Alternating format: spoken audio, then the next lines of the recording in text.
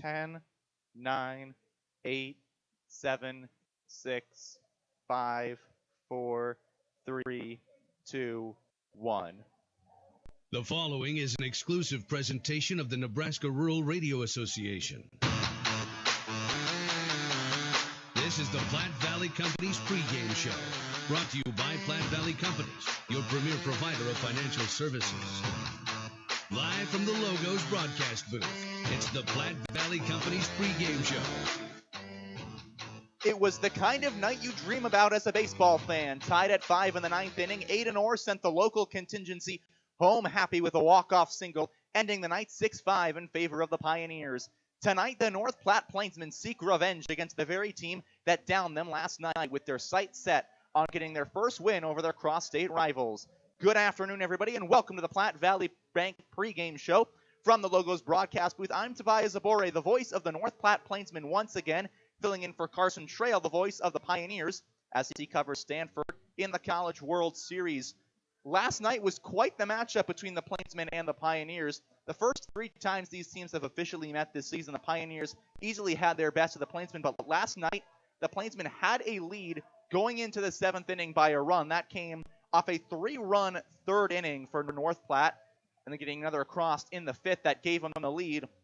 And on the mound was the exact man they wanted. It was Nikolai Arbach, who has served as the fireman for the Plainsmen throughout the season in late game situations. But a leadoff walk to James Lehman started the 7th inning. He came around to score on a wild pitch. That tied it for the Pioneers. We go to the 9th inning after that. Great pitching performance by the Western Nebraska Pioneer staff, especially Malazzi. We'll get to that in a little bit. On the mound, Peyton Ramsey, and once again, leading off the 9th inning, it's James Lehman. He walks to start, then a pop out, a single up the middle, puts runners at 2nd and 3rd with 1 man out, and it was Aiden Orr's magic. He put the ball into the outfield and made it 6-5 and gave the win to the Western Nebraska Pioneers. And you talk about the mood after last night on both sides. There was elation certainly from the Pioneers. Anytime you get a walk-off, that's got to be boosting you. Being on the Plainsmen side, they were certainly dejected right afterwards. We're not the happiest and were a little bit down on themselves. But one thing you cannot say about the North Platte Plainsmen after the game was that they stayed upset or sad about the ending for too long. Once they had a post-game meal in them and got on the bus, it would have been like the team had already won the game. They were happy, they were ready to go, and they were looking forward towards today, and that's kind of the mood going in today's game. This team is very hopeful. Despite the loss yesterday, they seem very relaxed, and as opposed to the last time these teams met, the Plainsmen seem like they've woken up and are ready to continue. Well, we're going to take, as we get ready here on the season, we're going to take a quick break. When we come back, the second part of the Platte Valley Bank pregame show here on KNEB Radio. What's your plan? Hi, I'm Kevin Carmody, Life and Health Producer at J.G. Elliott Insurance Center. Are you an individual needing life, health, disability, or long-term care insurance? Are you a business owner wanting to offer or enhance your group health and ancillary benefits? If so, give me a call at 308-635-2023. Together, we can build a plan that meets your needs today, tomorrow, and well into the future. J.G. Elliott Insurance Center, a Platte Valley company.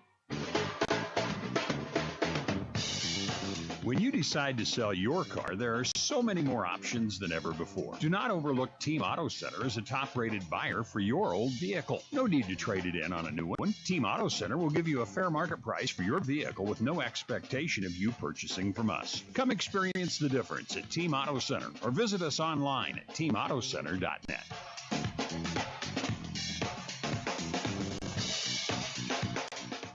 Fun facts about owning your own hot tub, courtesy of High Plains Spas and Recreation. Relaxing in your spa before bed helps soothe your aches and pains, allowing for a deeper, more rewarding sleep. Hot Spring Spas offers features like entertainment systems with Bluetooth capability, waterfalls, LED lighting, volcano jets, and more. Yes, sleeping like a baby is just one great reason, but there's plenty more. Stay tuned or stop into High Plains Spas and Recreation, where they sell fun. Open 9 to 5 Monday through Friday, 1725 East Overland, Scottsbluff. KNEB 960 AM and 100.3 FM. Right now at Viera Wireless, we're celebrating the season of our loving moms, our hardworking dads, and our new and hopeful grads. Show them appreciation with one of our best deals ever. Get half off any tablet when you buy a phone with the new or renewed line. That includes the latest generation tablets from Apple and Samsung. You can also get them a new Samsung Galaxy S23 on us when you buy another one with trade-in. For more information, visit your local Viero store today. Restrictions apply. See store for details. Ryan's Welding and Trailer Sales in Scottsbluff is your authorized PJ trailer dealer, as well as a full-service welding and fabrication shop. As your PJ dealer, they have lots of options from dump trailers and bumper pull dumps to equipment tilts, super wides, car haulers, and utility. These PJ trailers are built in Texas to hold up to the hard-working professional using them. Come see the quality for yourself. 1110 Avenue B in Scottsbluff, or call 308-575-0710 to find what you're looking for. If it's not in stock, they can get it for you. Ryan's Welding and Trailer Sales. This year, we considered hiring an ad agency to help with our marketing. They pitched impressive visuals and a script that was inspiring. And exotic animal mascots to help grab your attention. In the end, we just decided to tell it to you straight. Shelter Insurance has award-winning customer service at affordable rates. Plus, our local agents are there to help you understand what coverage you need.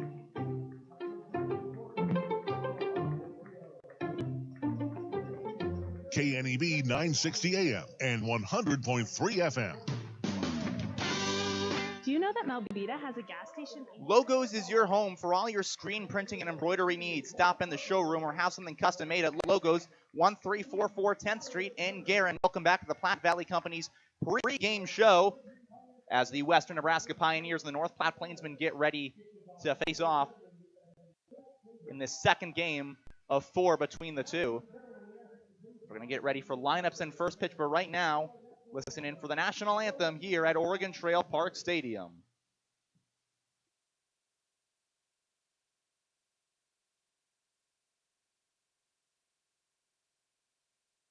Oh, can you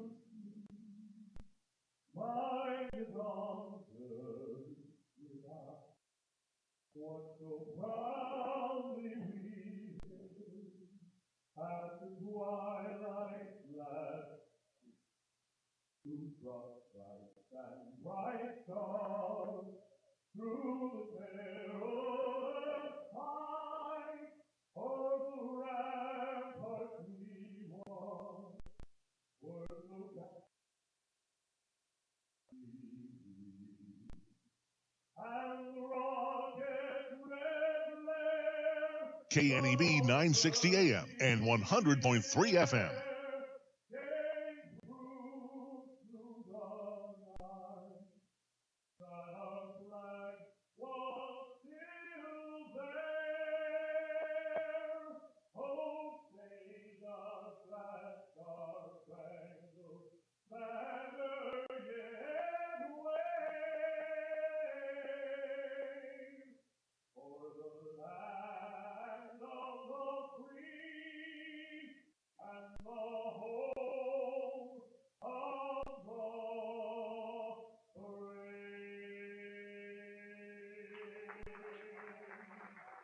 Welcome back after the national anthem at Oregon Trail Park Stadium as the Pioneers and the Plainsmen getting set to go here in the second of 4 between the teams on the second of 3 days that we will play. As we see the Pioneers defense getting to take the field against the Plainsmen offense, let's take a look at the lineups and defense on each side going into the top half of the first inning for the Plainsmen. Leading off, it'll be the right fielder, Cade Owens. After him will be Mitsuki Kono. Nick Hockmer will be the DH batting third. Tucker Bond, the first baseman, he will bat fourth, followed by Kyle McConaughey and Carmelo Ortiz. The 7, 8, 9 hitters, the other Bond bro, Sam Bond, the left fielder, bats seventh. Trey Runge bats eighth. And Zach Knowlton, the center fielder, will bat ninth and round it out for the Plainsmen. Is on the mound, Dallin Turner for the Western Nebraska Pioneers. He has made 2 games, 1 start coming into today. 4 2/3 innings pitched, allowed 9 hits, 8 runs. 1 game that he has pitched, and he will eventually get credited for, but not until it is finished. The game between the Plainsmen and the Pioneers back on the 29th of May, opening day for the Plainsmen at home. In that one, Turner had gone 3 innings, allowed 1 run on 2 hits with 2 strikeouts. His stats will later become official when that game is concluded on July the 2nd as the defense behind him. He's got Lang, the catcher, Asensio at first or at second, Burkhoff at short, and Schneider down at third. The outfield from left to right is McCullum, Carpenter, and Gibbs. As Cade Owens, today's right fielder, will lead it off. He's hitting .276 on the season yesterday. He went 0 for 4, but he scored a run off of a walk. He also had a strikeout in that game. As he will get ready to step into the right-handed batter's box and start this game.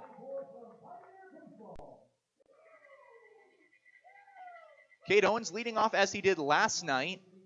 The one time he did earn on base, that walk, he did score a run. He also had a tough ground out back to the then pitcher on the mound, which was still Dylan Krause.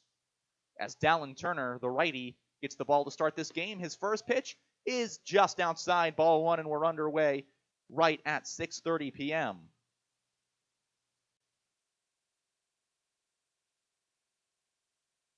Turner will fire into the righty Owens, and he will take strike 1 just a bit outside. Count is 1-1.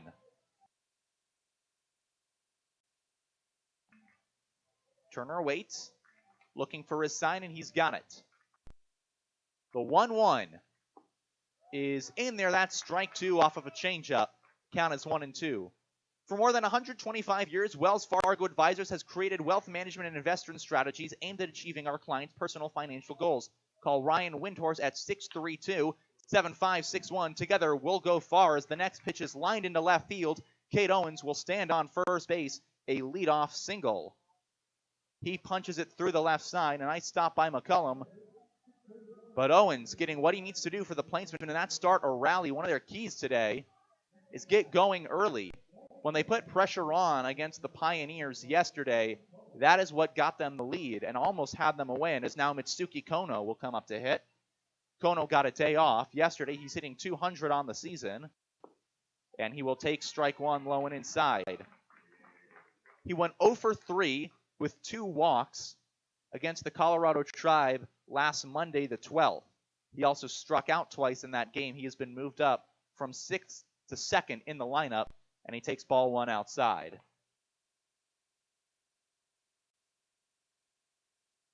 Dallin Turner on the bump, the junior from the Academy of Arts in San Francisco, will check Cade Owens at first, but he's back underneath the tag. He features a fastball, a curveball, and a changeup, and he transferred from Division I Wagner, which is out on Staten Island, where he had 7 2/3 combined innings over 2 years. Throws the next pitch outside. It's 2-1. Now a little bit closer to his home in New Harmony, Utah, in San Francisco, where he goes to school now, as opposed to Staten Island in New York. 2-1 pitch to Mitsuki Kono. A swing and a high pop up on the left side. Moving back is Schneider into foul territory, and that ball will drop. And they're going to call it a foul ball. There was some confusion on the field between the first baseman, the runner at first, Cade Owens, and Mitsuki Kono. They thought the ball was fair, but the umpires do rule it foul. So the count is 2-2. Kono will stay up to hit. He has 5 walks, 4 strikeouts this season, and although he's batting just .200, he has an on-base percentage of .333. The sophomore from Sierra College, as a check on the runner at first, there will be no tag on him. Born in Japan, went to Akashi, which is towards the south of Japan.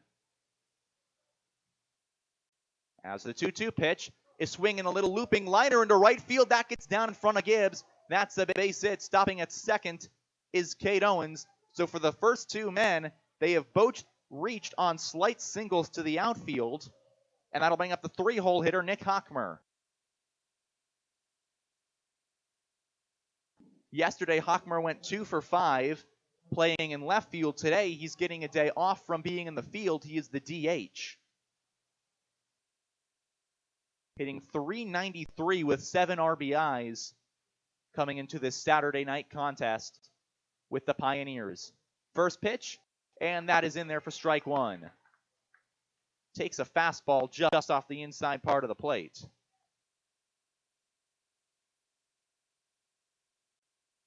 The first year from Ivy Tech born in Fort Wayne, Indiana.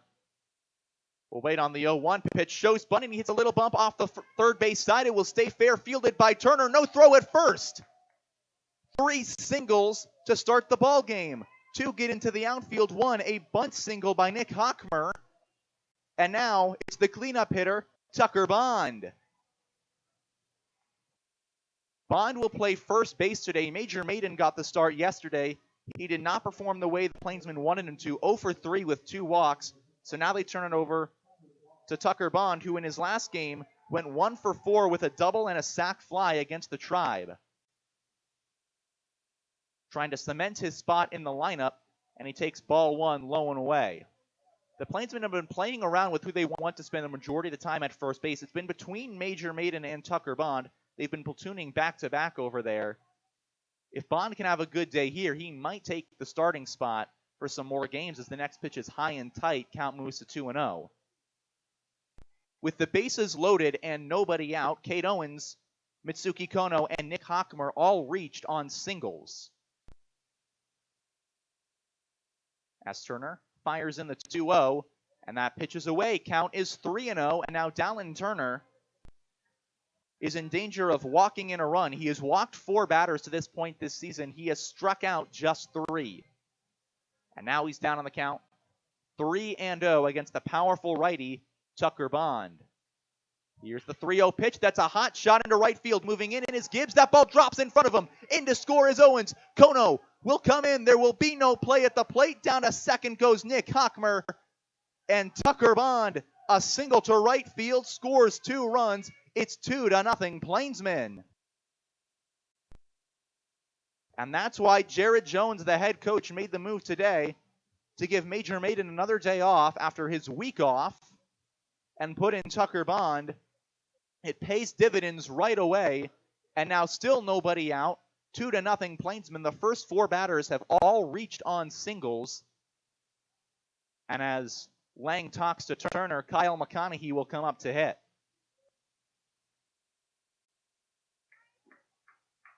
McConaughey yesterday went 2 for 4. He also had a sac fly. Both hits came off of singles.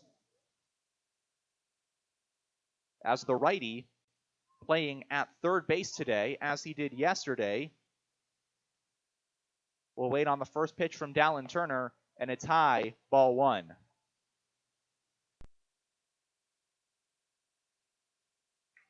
McConaughey, one of the players, head coach Jared Jones, recruited out of Highland Community College, the school where he serves as an assistant. The 1-0, a swing and a miss. That's strike 1 against Kyle McConaughey. Russell's Automotive, your family-owned go-to for all your quality automotive repair needs. 1-1, the count to the third baseman McConaughey. Swinging a little liner over to the third baseman Schneider. He'll flip it onto second, onto first. It is not in time. Down to third goes Nick Hockmer. So they get 1 out in Tucker Bond, but a fielder's choice will put McConaughey on first. They're at the corners with only 1 man out, still a double play threat to go, and that will bring up the 6-hole hitter, it's Carmelo Ortiz. Ortiz is 3 for 12 on the season. He has not played the last 2 games for the Plainsmen. He had a double against the Cage Rats last Sunday, and he takes ball 1 outside. Count is 1-0.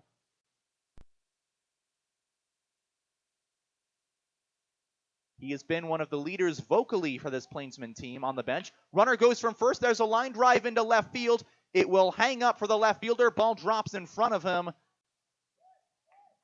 So down at second will stay McConaughey. Over to first goes Ortiz, and the run does score.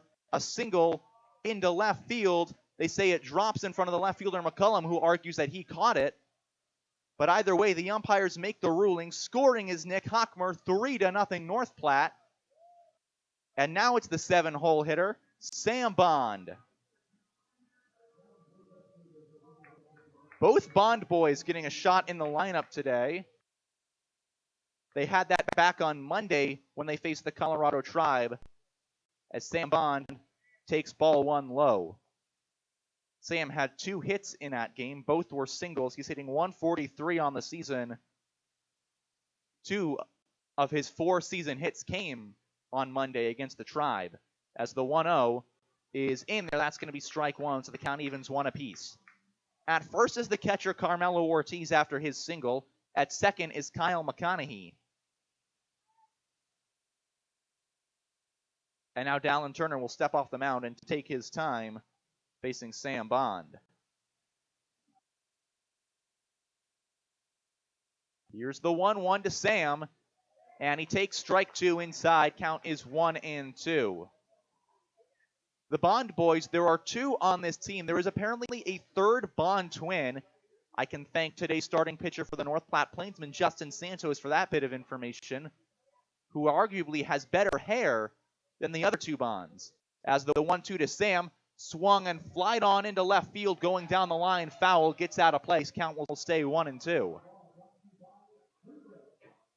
Sam has served in college at Oklahoma Panhandle State as more of the on-base of the Bond boys. You compare to Tucker, who's been the power hitter. Sam has been more the money ball guy.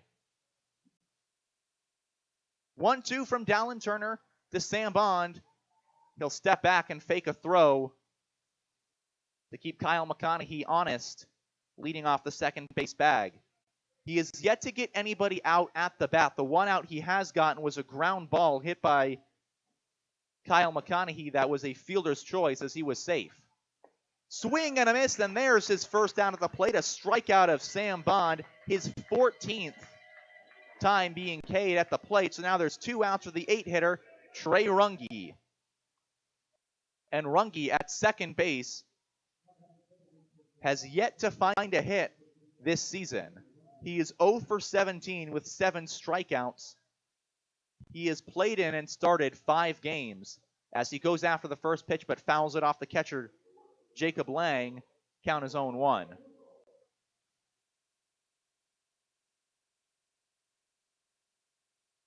The sophomore from Sioux Falls, South Dakota, played 2021 with the Southside River Sharks of the Coastal Collegiate Baseball League down in Florida. And he'll swing to the next pitch. Count is 0-2. So Turner, after allowing 4 consecutive hits to start this inning, is 1 pitch away from getting out of it with only the 3 runs allowed of the Plainsmen. He will wait and fire in an 0-2 pitch to Runge, and it's in there, caught him looking, strike 3 called. Runge down on strikes. The Plainsmen head back to the dugout with 2 men left on, but 3 runs across. It's 3-0 North Platte here on the West Coast scoreboard. Life is crazy. Pain is stressful. How can anybody concentrate with these busy schedules? Now you can. This is Ben Moravec coming to you from Hydrozen, a float therapy business right here in Scottsbluff. I'm here today to let you know we now have memberships for $49 monthly. You can guarantee yourself at least 1 float per month. You know how floating keeps your muscles relaxed, your joints relieved, and your brain clear to think? Now you can float at a reduced rate each month. Inquire today at hydrozenfloat.com or call us at 308-63-FLOAT. Hydrozen. Unplug and recharge.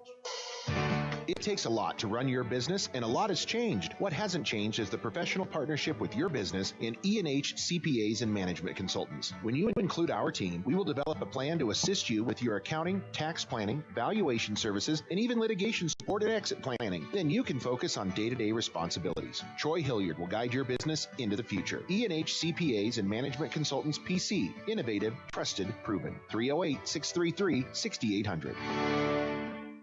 Fender bender, hailstorm, couldn't stop on the ice in time? After everyone is safe, Scottsbluff Body and Paint should be the first call you make. There isn't a better shop in the area. Our highly skilled team is experienced at performing all auto body repair and paint jobs. Stop by anytime and speak to one of our technicians, and we'll do a full inspection to show you just how little our repair services will cost you.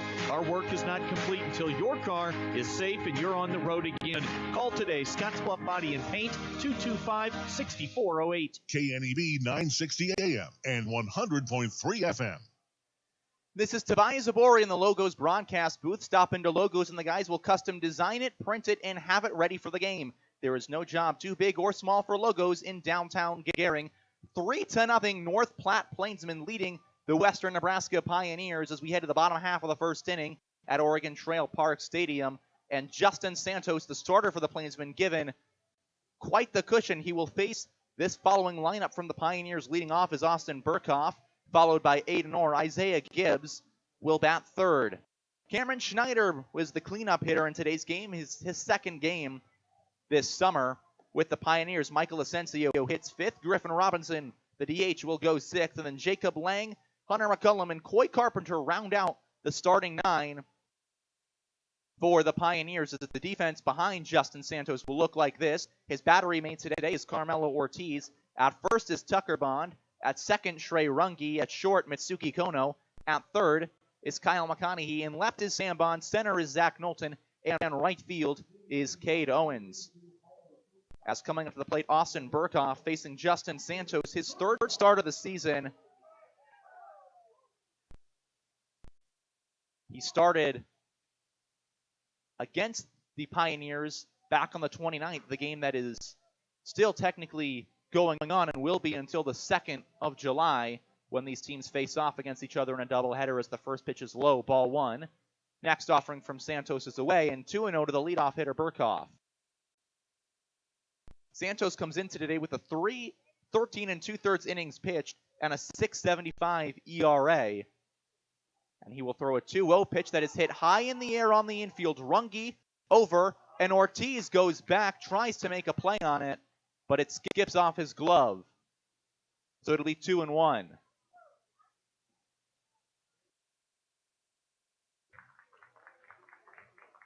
Two and one to Austin Burkhoff. The first year from Plano, Texas, who goes to the University of Texas at Dallas, the same school that Justin Santos just transferred into. As the 2-1 pitch is in there for strike two, Santos dots it on the inside part of the plate, and we're all even at 2 apiece.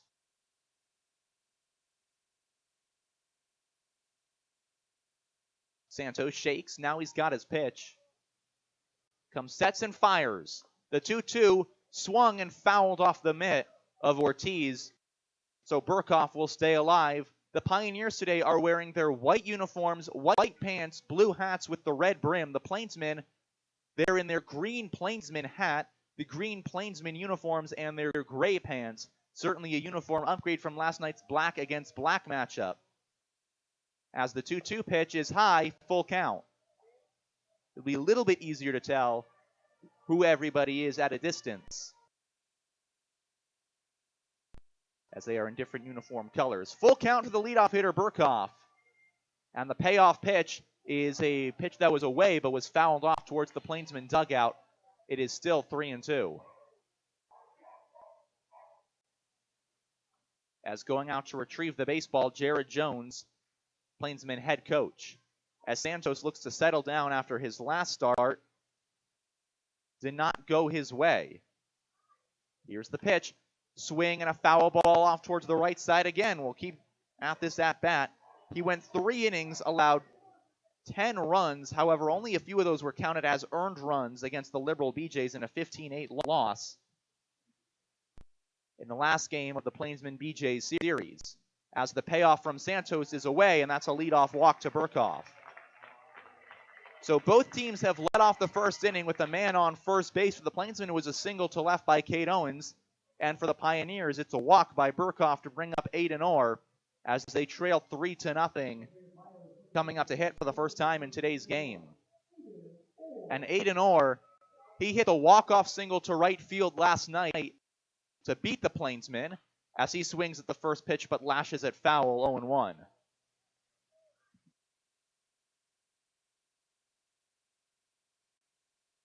He's hitting .375 on the season, has 12 hits already, and last night increased his total with 3 more. As this pitch is outside, count is 1-1. For the Pioneers, it's getting through this series against the Plainsmen. They're going to stay at home for a while. Part of that will be the 20th and the 21st, a series at home against the Australian Select Colts, who have made their way as a team traveling across the country from Australia to play games against both the Pioneers and the Plainsmen. Check on the runner at first, but he's back in time. The games here in Gering will be the 20th and the 21st. Be sure to come out to Oregon Trail Park Stadium for those. And then the 22nd and the 23rd, the Colts make their way to North Platte. So for all the Platte people out there, be sure to come to Billwood Field for those two games, as there's a swing and a miss. It's strike two.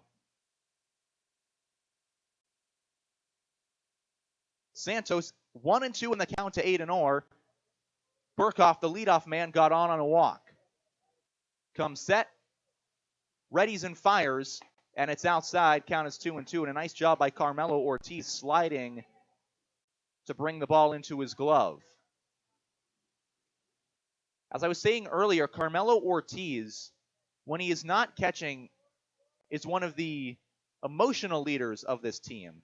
As the 2-2 pitch is high and the count runs full to Orr, just as it did to Burkhoff, so Santos will look to settle himself back down.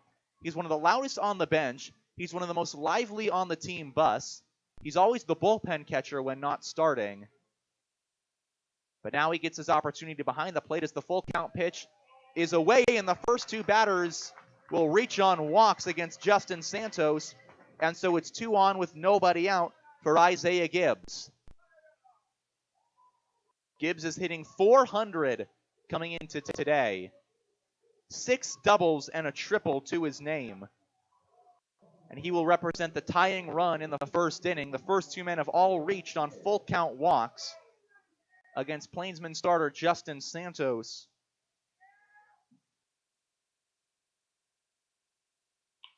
As the first pitch is a line drive hit in the air to left field. It'll get down between Bond and Knowlton. Over to third goes Burkhoff. He's coming in. The throw is cut off by Kono. They will hold Orr at second, but a single into left field scores the first run for the Pioneers. It's 3-1.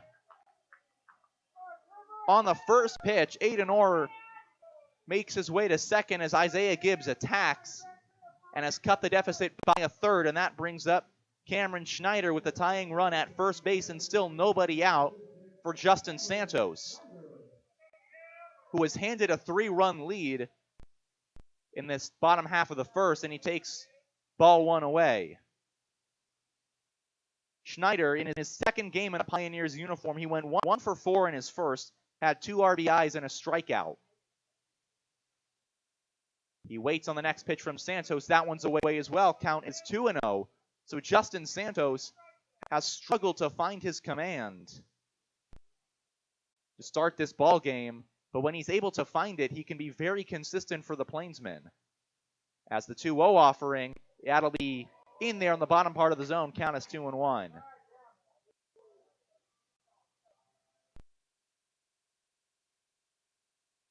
Cameron Schneider, another player out of Fresno, California, goes to Fresno State, just like Jet Ruby, and he takes strike 2 inside, so the count evens up at 2 apiece. Santos had worked Burkhoff to 2-2. He then allowed a full count and eventually walked him. Burkhoff has already come around to score the first run for the Pioneers. As the 2-2 is chopped off the plate, foul ball. It rolled on the first base side, and they say that it hit off the plate and then hit off the foot of Schneider, so it stays 2-2.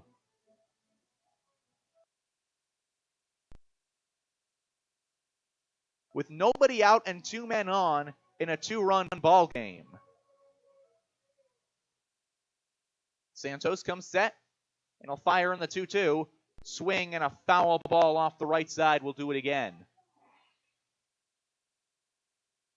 Floyd's Truck Center, your commercial farm and feed truck center representing Freightliner, Western Star, and Harsh. 322 South Beltline Highway East in Scottsbluff. 2-2 count with nobody out to the 4-hole hitter Cameron Schneider in a 3-1 ball game. Santos will fire this one home, and time was called. So Santos threw a pitch right down the middle, but Schneider gets time off in time, so he backed out, and we'll do a 2-2 all over again. From Justin Santos, out of the University of Texas at Dallas. Here's the 2-2 swing and another foul ball. The at-bat continues for Schneider. And this is what the Pioneers were doing last night against the Plainsmen, especially against Noah Soper, working his counts deep into the at-bats, and eventually it paid off for them. They were able to retie the game And then later they did the same thing to Arbach and Ramsey, tied and won in the ninth as the ground ball is hit on the infield. McConaughey fields. He'll go on to first. The throw is in time. They get the out at first, but the runners on base advance. At second is Isaiah Gibbs. At third is Aiden Orr, and Michael Asensio will come up to hit. He has been hit 7 times by the baseball. That leads all Pioneers coming into this Saturday match.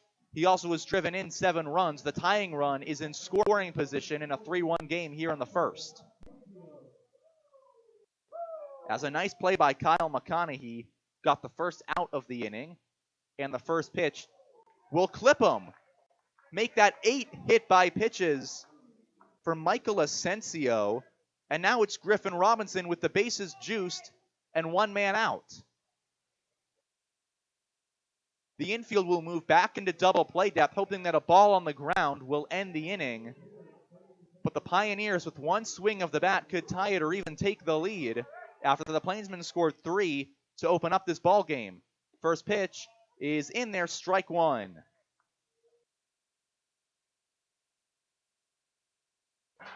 Griffin Robinson, the sophomore from Lakeland University, will wait, hits a line drive over to third. It gets through. Kyle McConaughey. 1 run, scores the tying run. Will stop at third. Runners go station to station. And it's a 1-run ball game. It went right between the legs of the third baseman, Kyle McConaughey, and that will be ruled an error. The Plainsmen had played a clean game yesterday. It was their first clean errors game of the entire season. And in the first inning, an error by McConaughey makes it a 1-run game. As now Jacob Lang, the 7-hitter with only 1 out, could tie it as the tying run is 90 feet away. Strike 1 from Santos. Here's the pitch. Low and away, and a nice stop by Carmelo Ortiz. It's 1-1.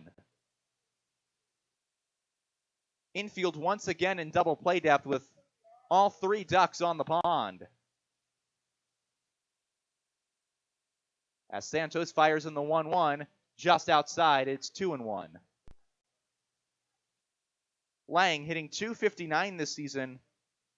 4 strikeouts, 5 RBIs. Just 1 more would tie this game at 3. And a good hit could give the Pioneers the lead. As he gives an swing into right field. That'll find the green grass. In to score is Gibbs. Rounding third is Asensio. He is in. There is no throw. It is 4-3 Pioneers. A double by Jacob Lang puts Griffin Robinson at third. Still only 1 man out. And the Plainsmen are in danger of dropping this inning even further. Now they trail by a run.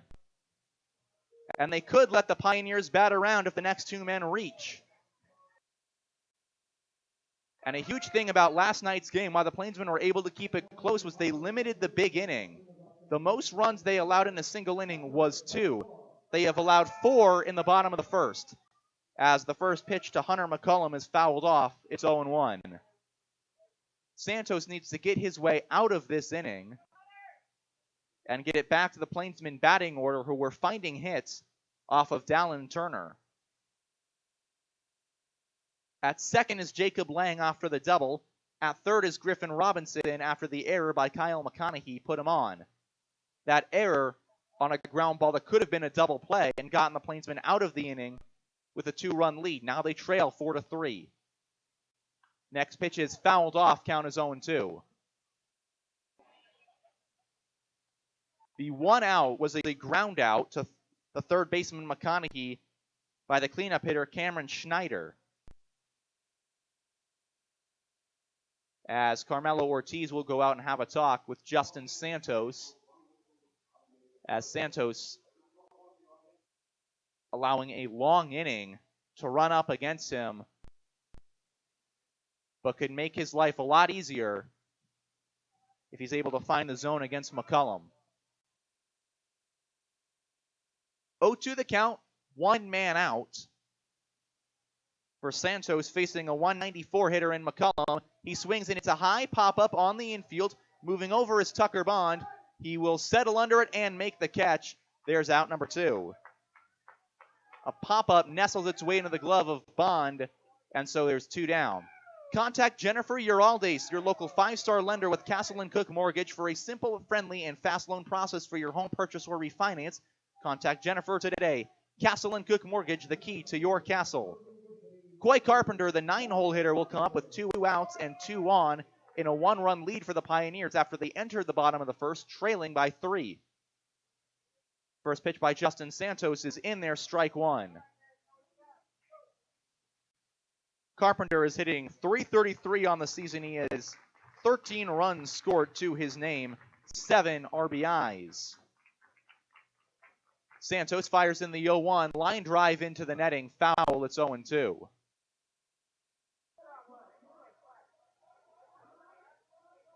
Coy Carpenter, the sophomore from Seguin, Texas, will ready at the plate. Facing an 0-2 with 2 on. In a 1-run lead, pitches well outside, a nice stop by Ortiz. It's 1-2. Carpenter led off the game yesterday as the leadoff batter. He went 1 for 5 with 2 strikeouts and 2 groundouts to the then second baseman Braden Zirkle.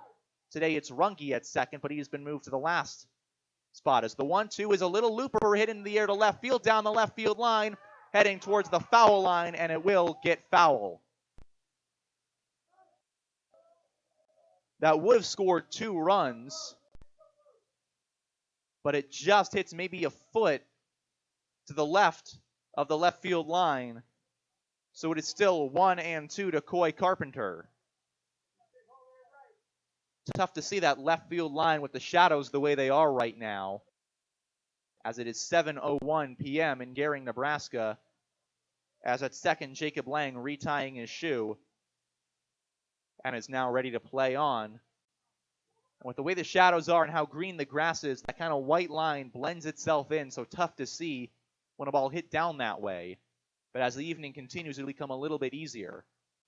1-2 pitch, swinging a ground ball off the first base side. It'll be a foul ball again.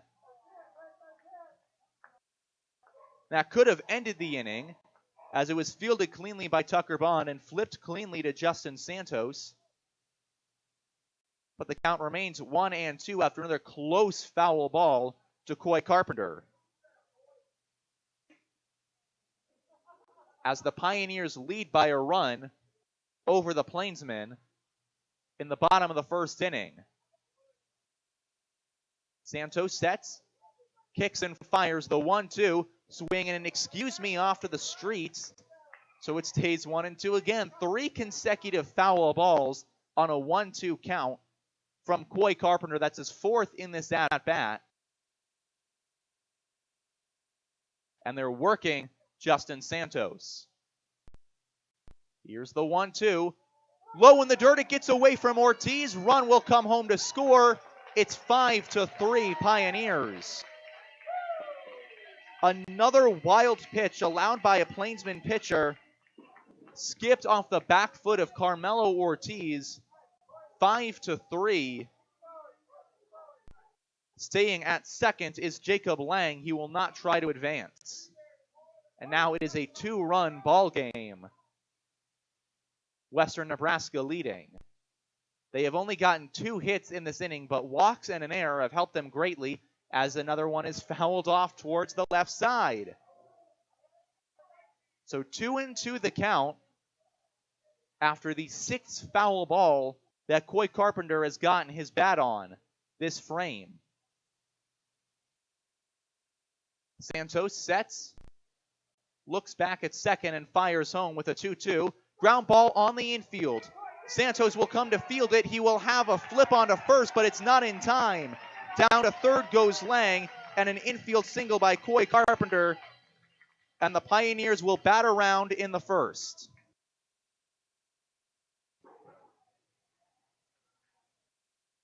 The Plainsmen entered this inning with a 3-run lead. It is now runners at the corner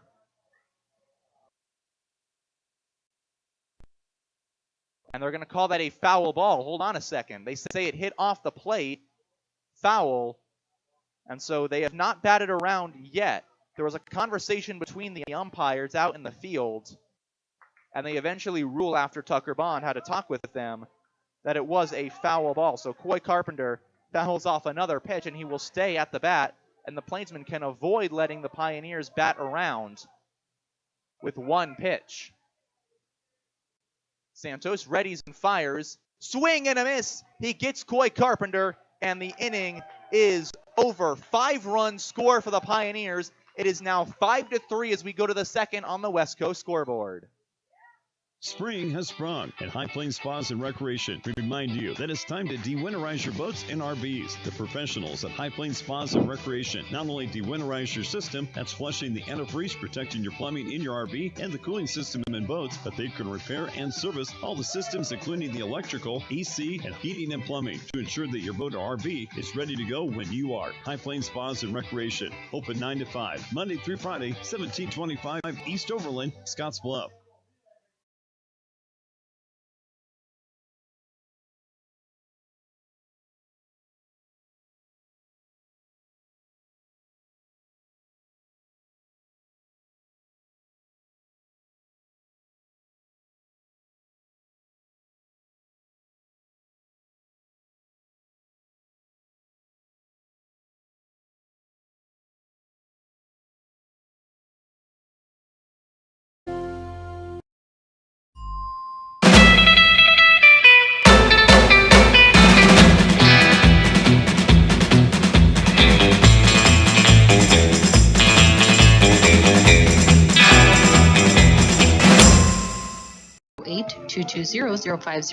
That's 308-220-0503. Jennifer Urdialis, NMLS ID 1059626. Not all who apply will qualify. Equal housing lender, Castle and Cook Mortgage, LLC, NMLS ID 1251. KNEB 960 AM and 100.3 FM. This is Tobias Zabori, the voice of the North Platte Plainsmen in the Logos broadcast booth, filling in for Carson Trail, the voice of the Western Nebraska Pioneers as he covers Stanford in the College World Series. 5-run score in the bottom of the first inning for the Pioneers. They now lead 5-3 against the Plainsmen as Dallin Turner will go back. A 2-run cushion. He'll have 9-1-2, and leading off is Zach Knowlton. Knowlton went 0 for 4 yesterday, had 3 strikeouts in the game. He is staying in the 9-hole, but he has moved from right to left field defensively. To center field. And he takes strike 1 inside. He has struck out 19 times this season, walked only twice, a 167 batting average to his name.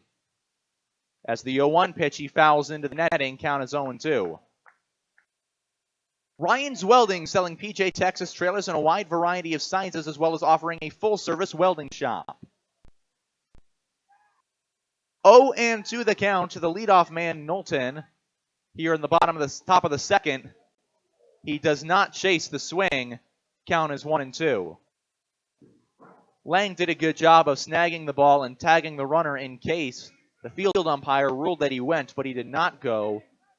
So the count is 1-2. So the leadoff man here in the second, the 9-hole hitter, Zach Knowlton, who swings on a line drive hit in the air to left field. Coming in on it is McCollum. It'll fall in front of him, and a leadoff single to start the second for Knowlton, just like they did in the first inning with Cade Owens, who hit a single to left. Cade Owens from Papillon, Nebraska, goes to Northeastern Community College, single to begin the ball game, a 3-run inning for North Platte. At the time, it looked like that would be just the start the Plainsmen needed. Now they trail by 2 after the 5 runs allowed in the bottom of the first, and the first pitch just catches the bottom part of the strike zone. It's 0-1.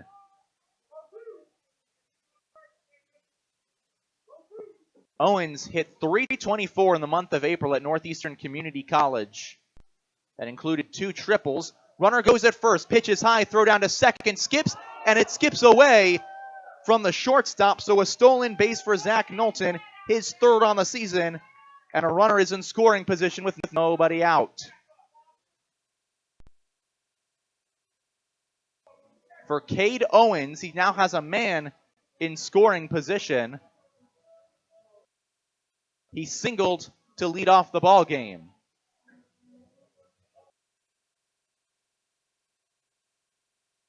He had a home run on the 12th against the Colorado Tribe in Aurora.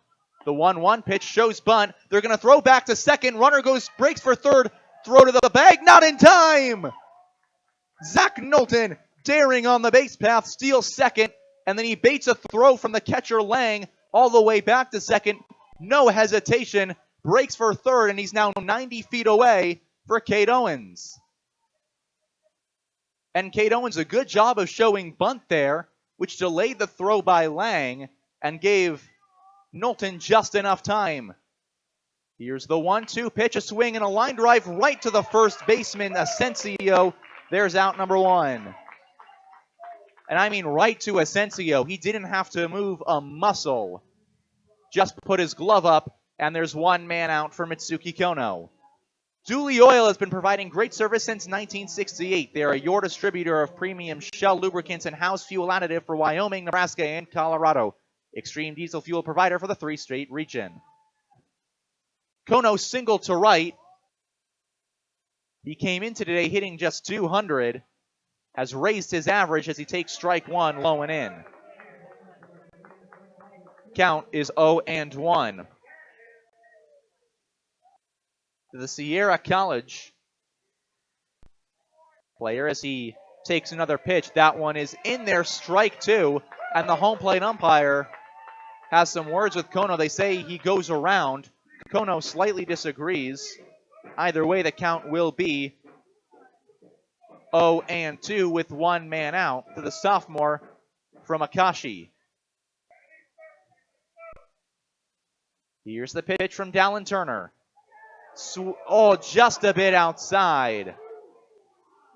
It looked like from up here it would catch the outside part of the plate, but Kono now has the count 1-2. Zach Knowlton is down at third after he has stolen two bags in his time on after the single. Pitch, swing and a miss, gets Mitsuki Kono, and now there's two men down. And now the Pioneers are an out away from getting out of the inning despite the two steals and leaving a man at third. They'll have to go through Nick Hockmer. 393 entering today was his batting average, and he already has a single. As the first pitch is just outside, it's 1-0.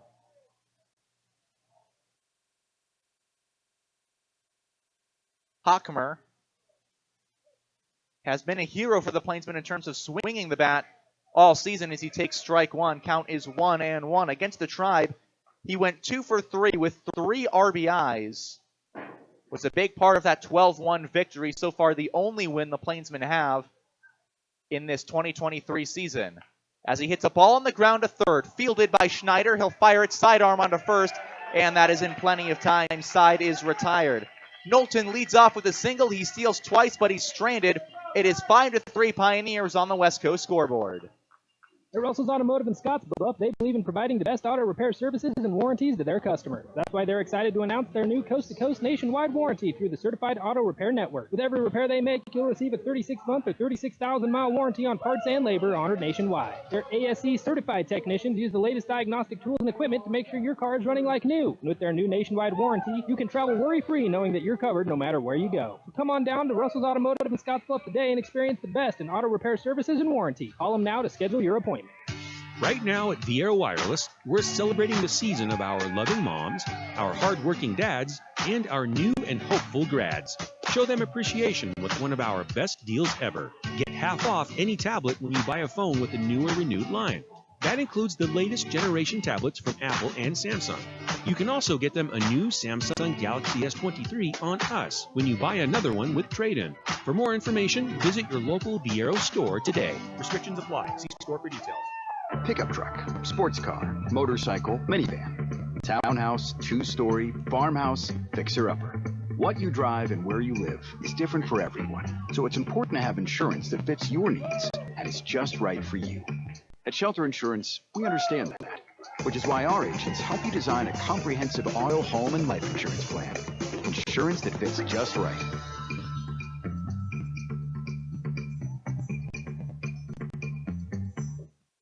KNEB 960 AM and 100.3 FM. Tobias Zabori in the Logos broadcast booth as Burkhoff, the leadoff hitter, will come up for the Pioneers, leading 5-3 over the Plainsmen after North Platte strands Zach Knowlton at third. And he takes strike one inside, turns away from the pitch. Viera Wireless, hometown roots, global reach. Viera Wireless, Scottsbluff. Santos, the 0-1 is a ground ball on the right side. Runge charges gloves, fires it on to first in time, and out number one comes a little bit sooner in the second inning for the Plainsmen. The Pioneers thought they were batting around last inning, as it looked like. Coy Carpenter had an infield hit, however, he fouled the ball off the plate, came up again, and struck out. So they bring Burkhoff back in the second. He grounds out, and now Orr, who walked, will come out with one man out. As the third baseman McConaughey plays a couple of steps in, facing the lefty, it's a line drive back into the screen. It's 0-1. Orr enters today hitting .375 on the year, 12 total hits, one of those being that walk-off single in last night's ball game. As the 0-1 is inside, skips away from Carmelo Ortiz. It's 1-1. Remember that the 20th and the 21st, the Australian Select Colts will come to Oregon Trail Park Stadium. All the Pioneers fans out there should come to the ballpark for that exciting series. As Santos fires in the 1-1 high, it's 2-1. And after the trip to Gehring Scottsbluff, the 22nd and the 23rd, the Colts will spend in North Platte. So for all the Plainsmen listeners out there, remember to come to Bill Wood Field for those 2 days. For some exciting once-in-a-lifetime baseball as the 2-1 pitches outside. So it's 3-1 to Aiden Orr, who already has a walk in today's game. And the 3-1 is swung on in the air to left field. Moving back is Sam Bond. It will be a fair ball down the line. Pass first. Orr will stream his way into second. Bond can't find it at the fence. He finally gets the throw in into third. It is not in time. A triple for Aiden Orr into left field. And they will rule it a clean triple. Looked like it might be for a second a double with an error on Bond as he struggled to find the ball between the track and the left field fence.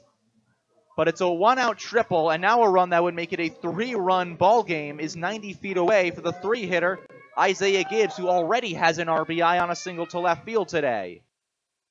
And he takes ball one in the dirt. Ortiz keeps it in front of him.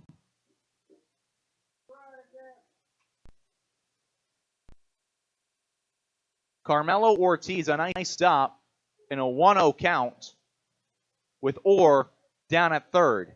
Here's the pitch in the dirt, and it's once again a nice stop by Carmelo Ortiz to keep it in front of him and keep Orr honest, as wild pitches have been something the Plainsmen have not been able to overcome throughout this season. Gibbs, the righty, waits at the plate to face the righty Santos, who looks to settle down after 5 runs plated in the first. Here's the 2-0. High, it's 3-0. With 1 out, it was the leadoff ground out by Austin Burkhoff. And a walk would put the double play in order for the Plainsmen, with Schneider up at the plate. As the next pitch is away, it's ball 4. So on 4 pitches, Isaiah Gibbs makes his way down to first, and now they're at the corners with 1 out for Cameron Schneider. And Runge and Kono will pinch the bag in case of a ground ball on the infield, the hopes of a double play. There was nearly a double play ball back in the first. It was hit by Griffin Robinson to Kyle McConaughey, but it rolled between his legs in a costly error that plated a run. As Schneider takes ball 1 low. The count is 1-0. As Justin Santos still looking to get out of this inning without a run across in a 2-run ball game. Next pitch is well high. It's 2-0. Schneider did not walk in his first game for the Pioneers. He did strike out and had 2 RBIs. as the next pitch is in the dirt and a nice block by Carmelo Ortiz, and it's 3-0 again. 7 straight pitches for Justin Santos have missed the plate, and now in danger of 2 walks on 8 pitches to bring up Asensio, the man on deck who is hit by a pitch, as the next offering is outside and the bases are loaded. 8 pitches, 8 balls by Justin Santos, as Jared Jones will go out and out of the bullpen. They had a man stirring. We're going to wait and see if they send him back to the bullpen, as Jones will just have a conversation with Santos.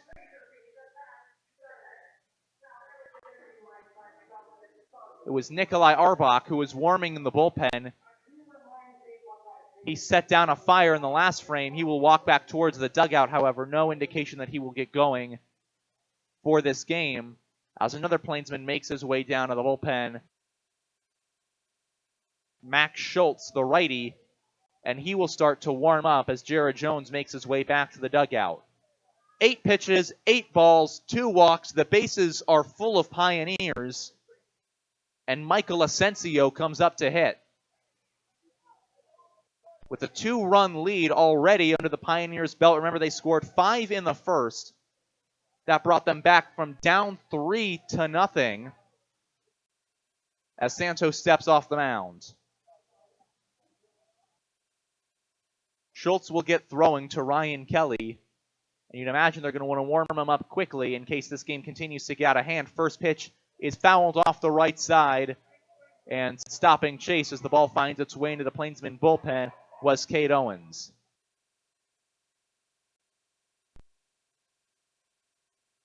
Aiden Orr is at third after the 1-out triple. Gibbs is at second, and Schneider is at first. Both walked. The 0-1 pitch to Asensio is grounded foul, 0-2. The infield still in double play depth, and Jared Jones will take his time to get the foul ball, trying to settle down Santos.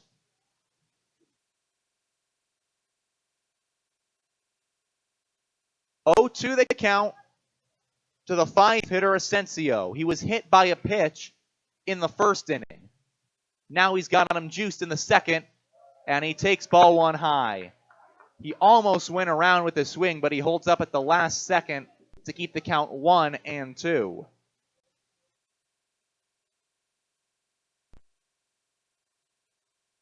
Santos sets, fires the 1-2. Is a little pop-up heading into foul territory off the first base side. It will hit off by the Plainsman dugout. Count stays 1-2.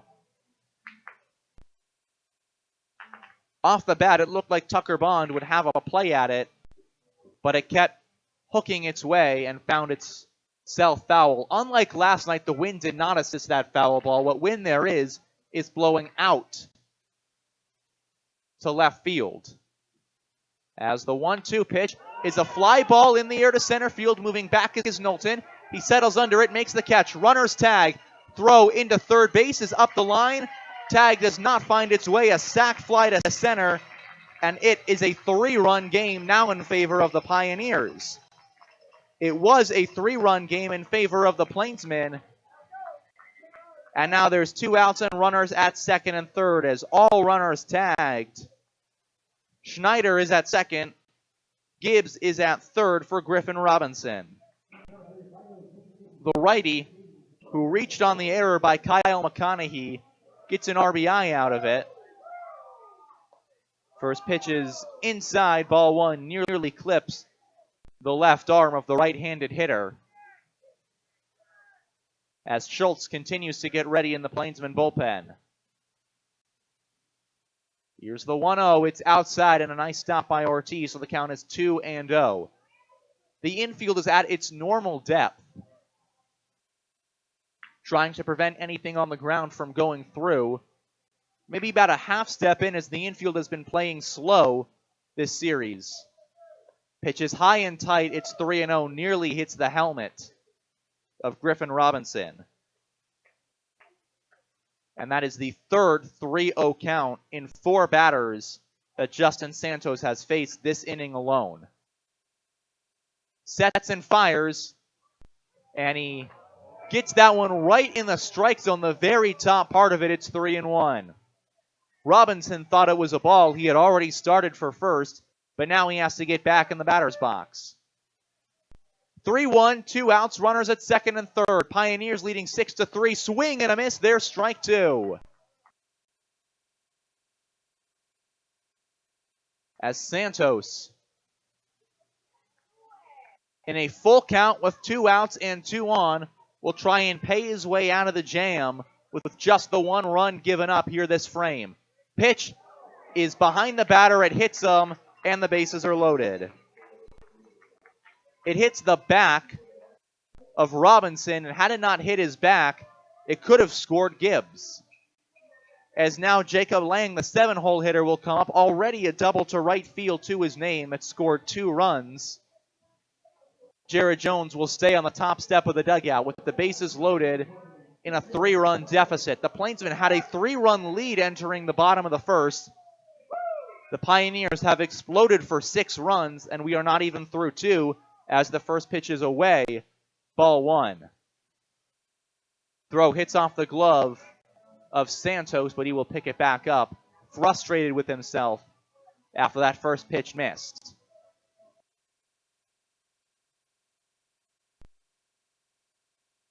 One, two.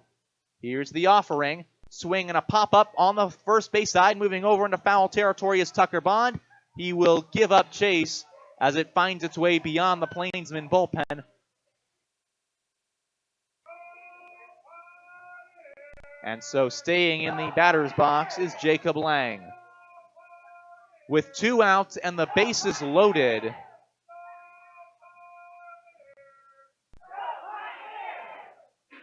Plainsmen trailing by 3 runs. They have allowed 6 in just 2 innings of play. 1-1 the count. Santos still waiting for his sign from Carmelo Ortiz. He has it. He'll kick and fire the 1-1 away, and Ortiz has to move into the other batter's box to keep a run from scoring. It's 2-1.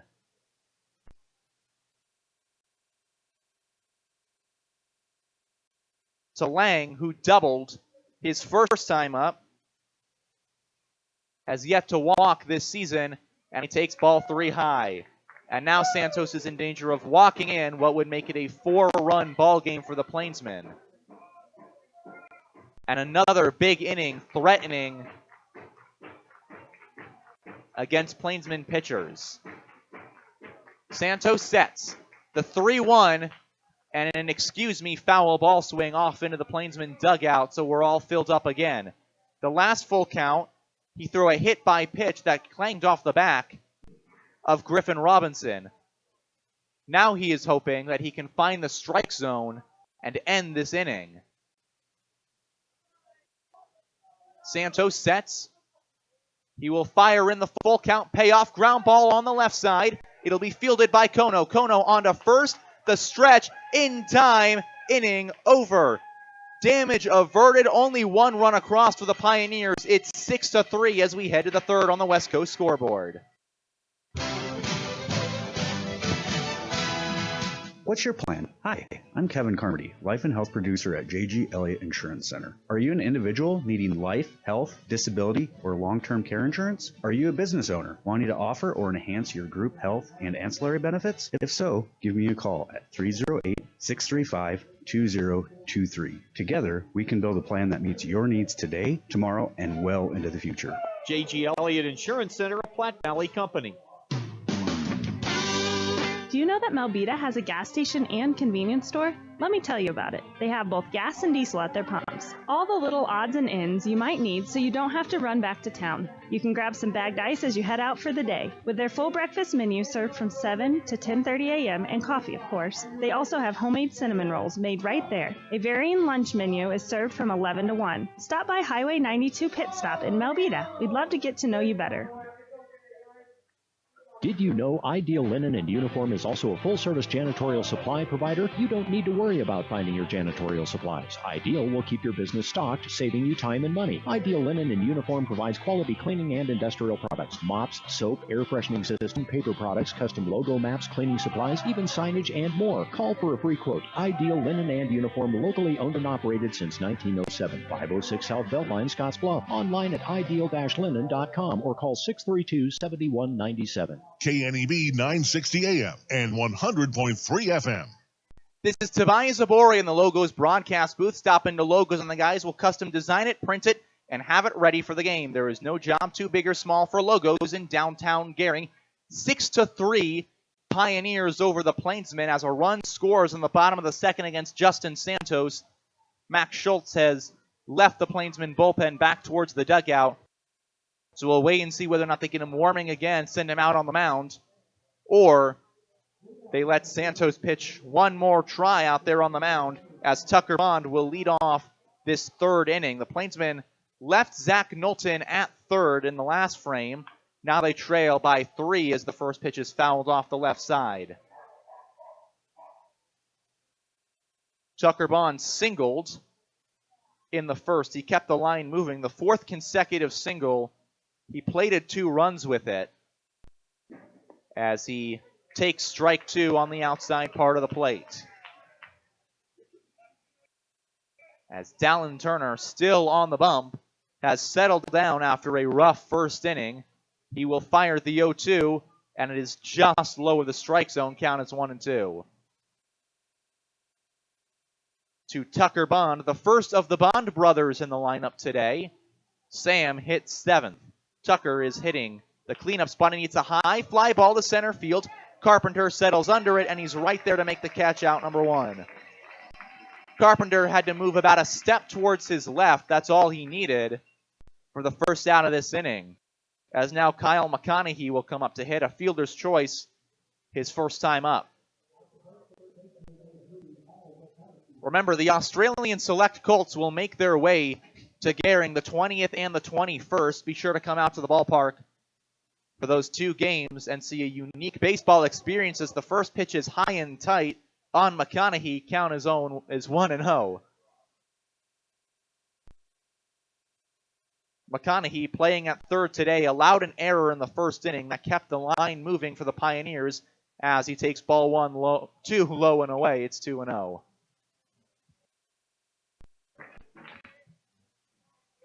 Dallin Turner has retired 4 straight batters after the rough first inning as McConaughey takes strike 1 inside. It's 2-1. Knowlton led off the second with a single. He stole second, stole third, but was left where he stood at third. As the 2-1 pitch is a high fly ball hit in the air to center field. Coy Carpenter settles under it, has to take a few more steps in.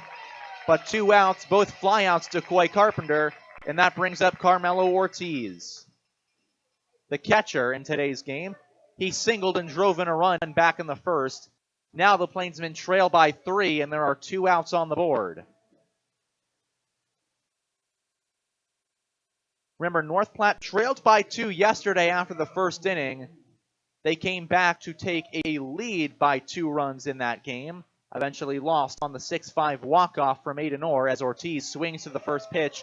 It's strike 1. They also had a 3-run lead at one point in this game. That was after the first, but since then, it has been not whittled away, but struck away. As the next pitch swung on by Ortiz, it's 0-2. With 2 outs to the catcher, 4 of 13 entering his at-bat here today. Dallin Turner shakes off a few, now gets the pitch that he likes. Here's the 0-2. Swing and a miss, he got him. Turner's 4th strikeout of the ball game ends the inning. 1-2-3 go the Plainsmen, 6-3 Pioneers on the West Coast scoreboard. Our producers know that running a successful operation these days requires having reliable service and quality products. That's why you know you can trust the knowledgeable people at Westco to provide you sound agronomic advice aerial application, bulk fuel, lubricants, propane, tires, and other essentials to keep your operation running smoothly. Our priority is helping you succeed. Call or visit your nearest Wesco location today. Wesco. Service, solutions, success. Wesco's your best value through and through. Flat Valley Bank can help you take advantage of every adventure. Whether your goals are to upgrade your vehicle or you have plans for a new business venture, we are here to help guide your financial journey. Our customized personal and business loan options can take you from everyday excursions to epic adventures. The path to success starts at Flat Valley Bank. You belong here. Flat Valley Bank, member FDIC.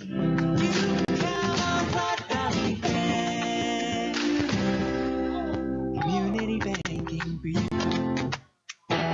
You know, Floyd's Truck Center began with a single operation in Scottsbluff. Today, the company serves the trucking industry with 9 locations, and at all 9, you will find service departments with factory-trained technicians, fully stocked parts departments, and knowledgeable staff. So when you're on the road in Sydney, Cheyenne, Casper, Gillette, Rock Springs, Rapid City, Fort Pierre, or Belgrade, Montana, service and convenience are just ahead with Floyd's Truck Center.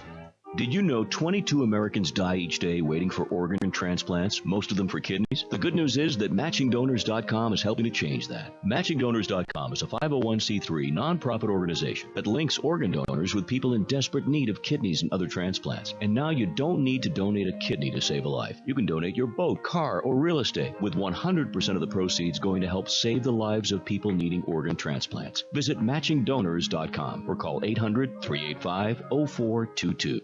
KNEB 960 AM and 100.3 FM. 6-3 Pioneers, bottom half of the third inning. Justin Santos back on the mound. He will face 8-9-1 on the Pioneers side. On the first pitch is low, ball 1. Hunter McCullum, the leadoff man, popped up to Tucker Bond for the second out of the first inning as Max Schultz is back in the bullpen for the North Platte Plainsmen, getting loose in case of trouble. Santos, next offering is well away, so the count is 2-0.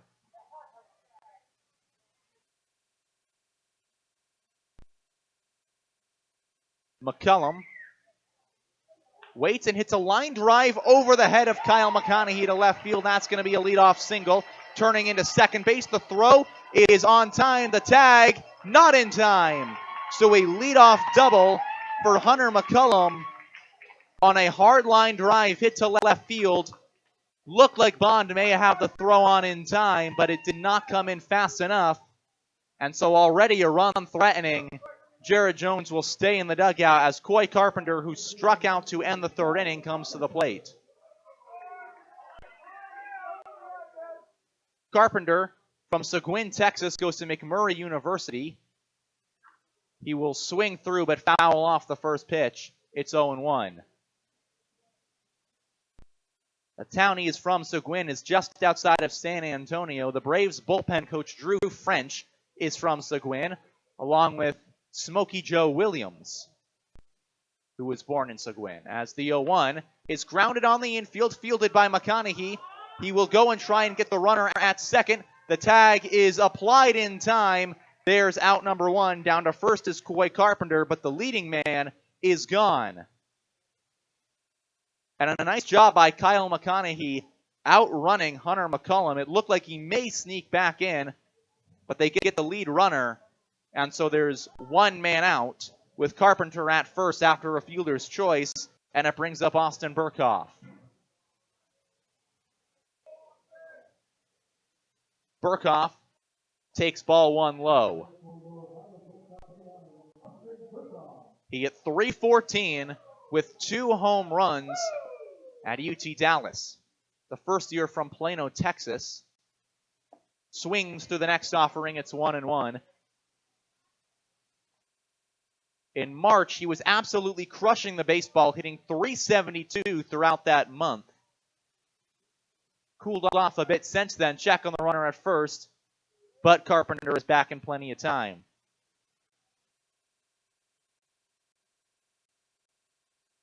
As Santos readies to throw the 1-1 to the center fielder of today's game, Carpenter. It's a line drive back up the middle. That's the base hit. Into second goes Carpenter. Stops there. Burkhoff A single up the middle, a seed right through Justin Santos. And so it's 2 on, 1 out for Aiden Orr. He has 2 plate appearances. He has gotten on twice. He's walked, tripled. Both times he's been on, he has scored.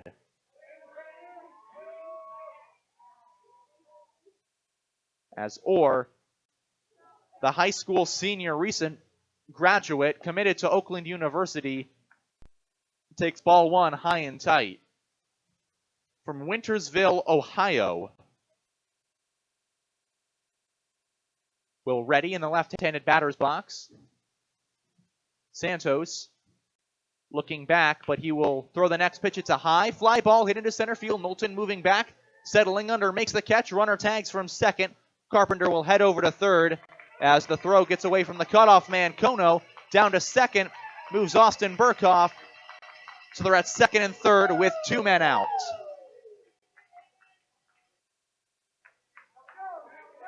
And the runners advance to bring up Isaiah Gibbs, who singled and walked in today's game. Santos trying to get out of the bottom of the third inning without allowing a run. It would be the first time the Plainsmen get through an inning without a run crossing tonight. On the other side, the Pioneers looking to widen the gap between these two, as the 3-hole hitter will take ball 1 low and away. Gibbs from Arcadia, Montana, struggled last summer with the Ashboro Zookeepers, but had good success with the Battle Creek Bombers of the Northwoods League. As the 1-0 pitch is in there for strike 1 by Santos. Across his entire career at college, he's been a .325 hitter for Williams Woods University. He hit .367 this past year, 24 walks, 43 strikeouts. He had 7 home runs, 41 runs batted in. You can see why they have him batting third in the lineup as he takes strike 2 low. So Santos, a 1-2 count to the Williams Wood senior. Santos sets, fires, and it's outside, 2-2.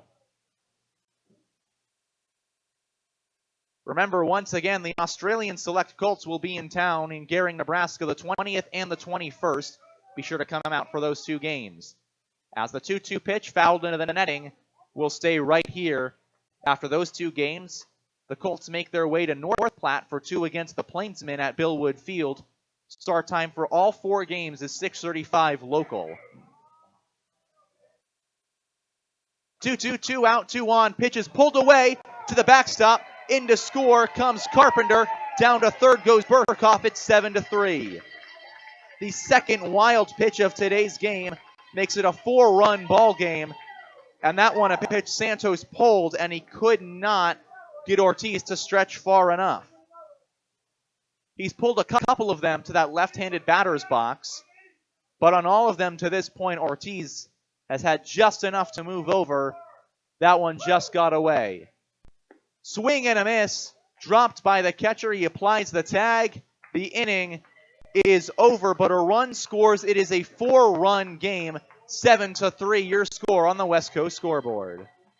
Dooley Oil has been providing great service since 1968. You can find us located at 2475 10th Street in Gehring, with a total of 5 locations to serve Wyoming, Nebraska, and Colorado. Hi, this is Brian from Dooley Oil, letting you know that we have hydraulic, coolant, and engine oils, as well as grease in stock and on hand. Our drip oil and Blue Ribbon Death comes in a variety of sizes from 2.5s to totes. Delivery available. So for all your ag, commercial, lubricants, and fuel needs, trust the folks at Dooley Oil. Thank you for your patronage. Dooley Oil, committed to you. Intralinks has been supporting computer systems in our area for over 20 years. Intralinks can review your systems and your expenses to help your bottom line. Intralinks also installs low-voltage wiring, IP-based camera systems, and IP-based phone systems. With Intralinks on your side, technology isn't an obstacle, it's an opportunity for your business.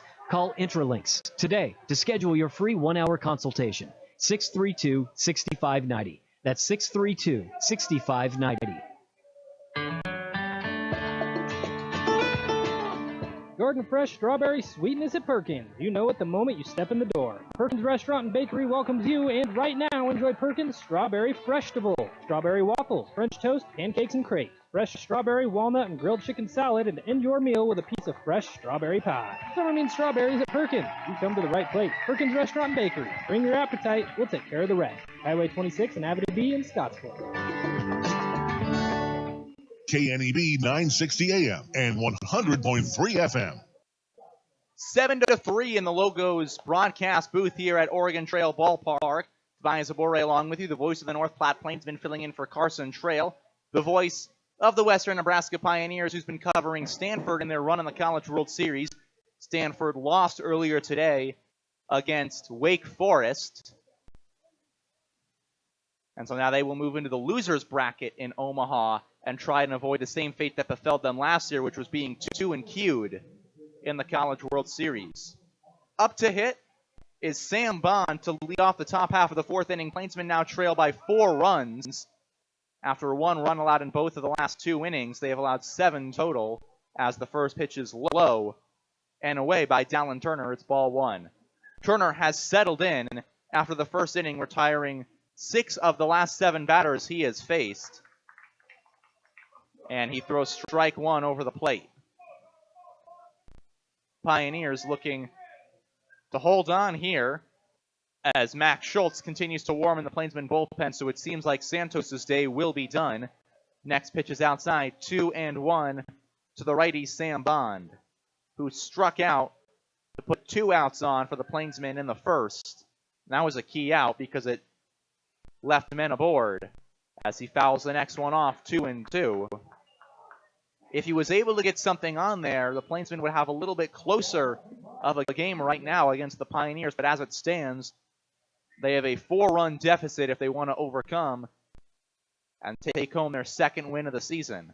2-2 pitch, swung on and missed by Sam Bond, the 15th strikeout of the season for Bond, and there's out number 1. The 5th strikeout that Turner has thrown in today's ball game. And that brings up Trey Runge, the second baseman, 0 for 18. He struck out for his 8th time this year. His last at-bat takes ball 1 low in the dirt.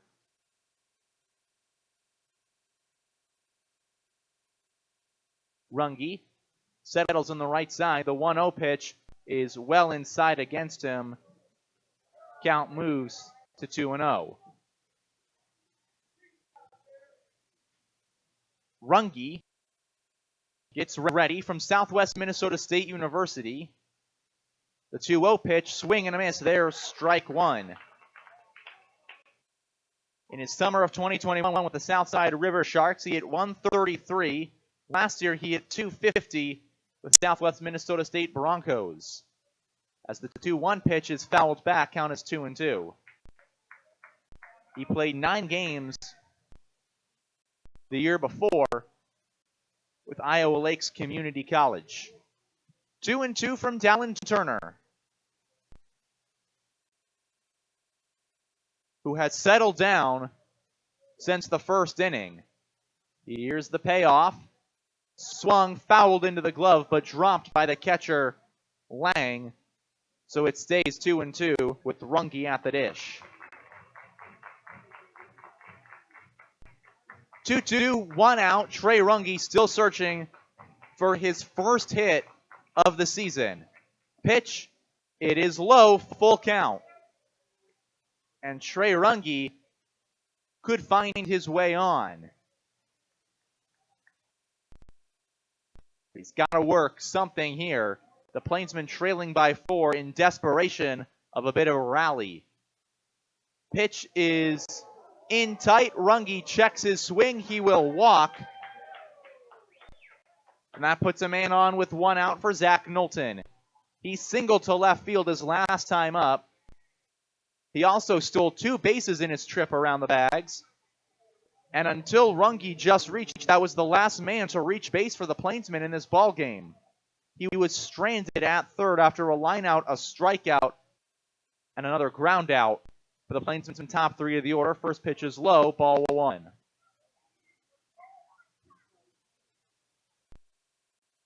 Turner sets and fires. That one will catch the inside part of the plate. It's 1-1. Turner, out of high school in New Harmony, Utah, was ranked as the 4th right-handed pitcher in the state. He was top 1,000 in the nation by perfect game. Next pitch is just a bit outside. Count is 2-1. At the Academy of the Arts, Dallin Turner, a major that is familiar to the person in the broadcast booth right now, a communications major.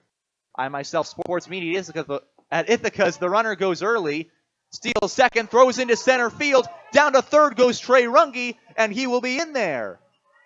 Pitch was outside.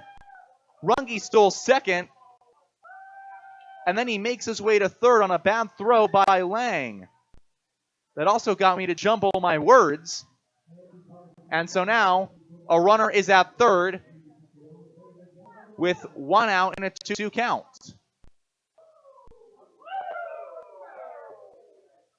Here's the 2-2 to Zach Knowlton with the run now 90 feet away. It is in there, strike 3 call. Knowlton goes down looking. His 20th K on the season. There is out number 2, and the Plainsmen in danger of stranding yet another runner at third base after stealing his way over, and it's Cade Owens.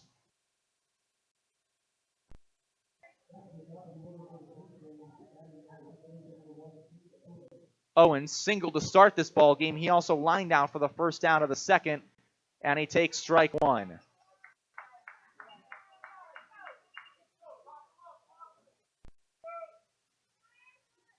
On the count, leading off of third is Runge as the Plainsmen try to get something across here in the top half of the fourth, trailing 7-3. Foul ball back into the netting. It's 0-2.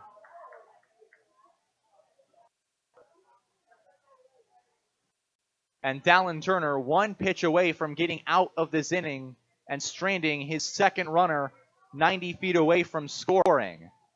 The Plainsmen would like a run in this inning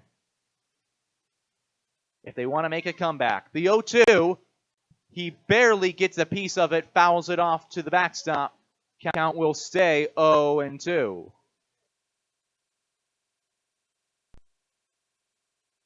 Cade Owens on an excuse me swing just gets enough of it to foul it off. So it is 0-2 with 2 out. And the pitch is outside, 1-2. Was it in the left-handed batter's box? Owens lays off. And now he's got a shot at extending this at-bat and maybe this inning for the Plainsmen. Turner comes set with the 1-2 offering.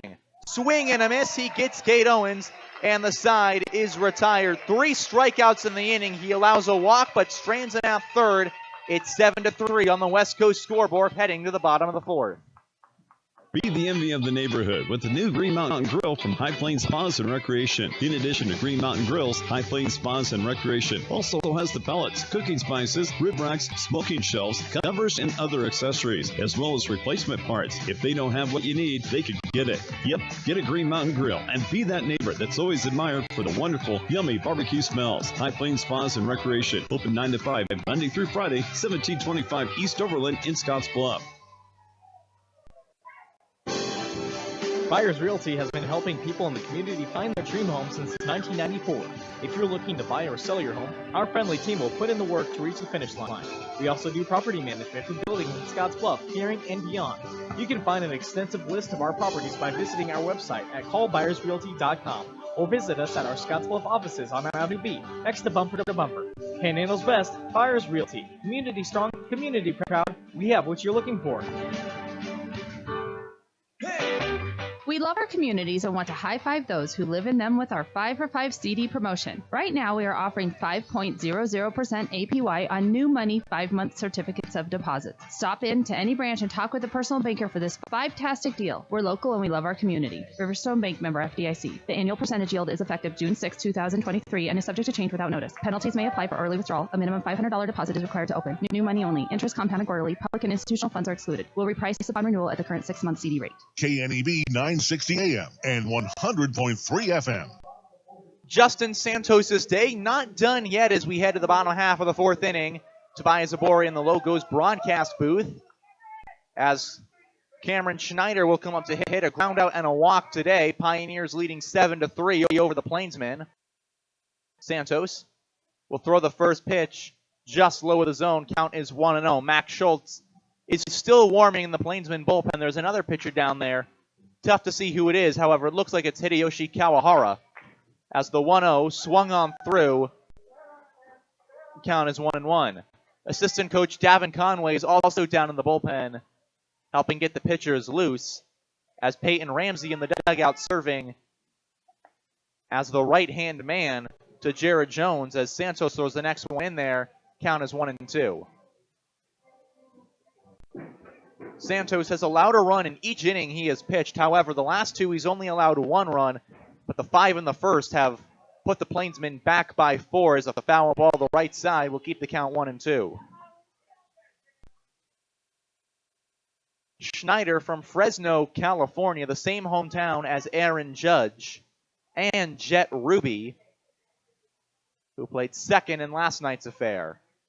1-2 pitch, and it's just a bit away. Count is 2-2.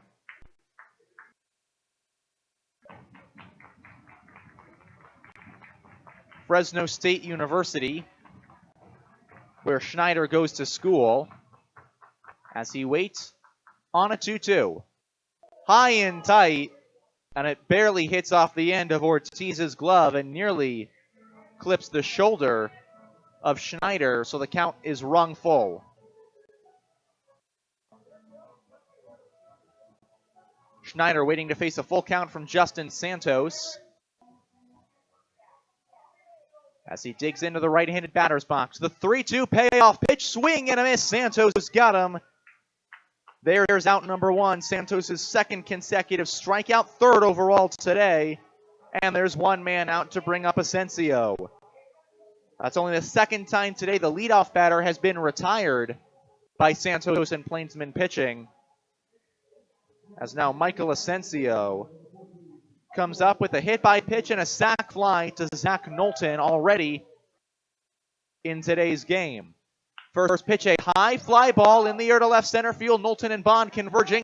Knowlton reaches up, makes the catch on the run. There is out number 2.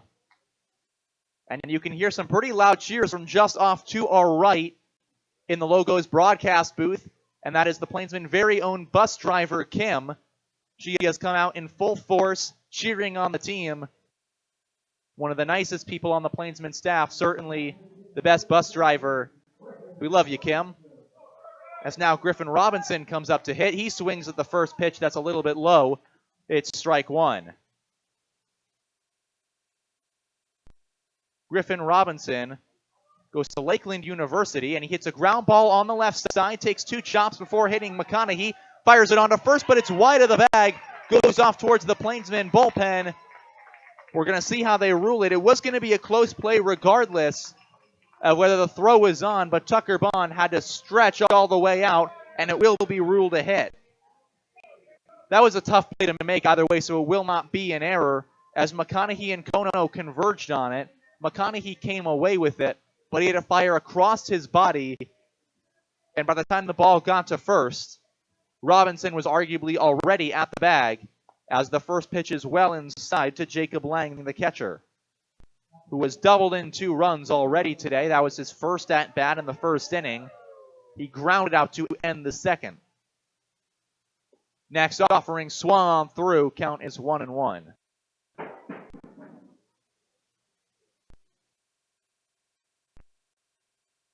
Lang was the opening day starter. Pitches in inside, throw down to second as the runner goes. There will be no tag, so a stolen base by Griffin Robinson. He takes off. That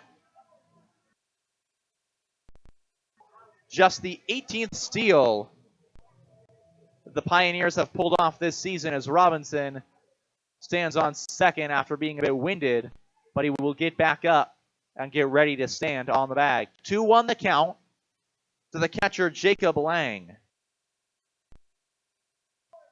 Perfect game ruled him as a good follow catcher out of high school in Texas. From Grayson College, born in Krugerville.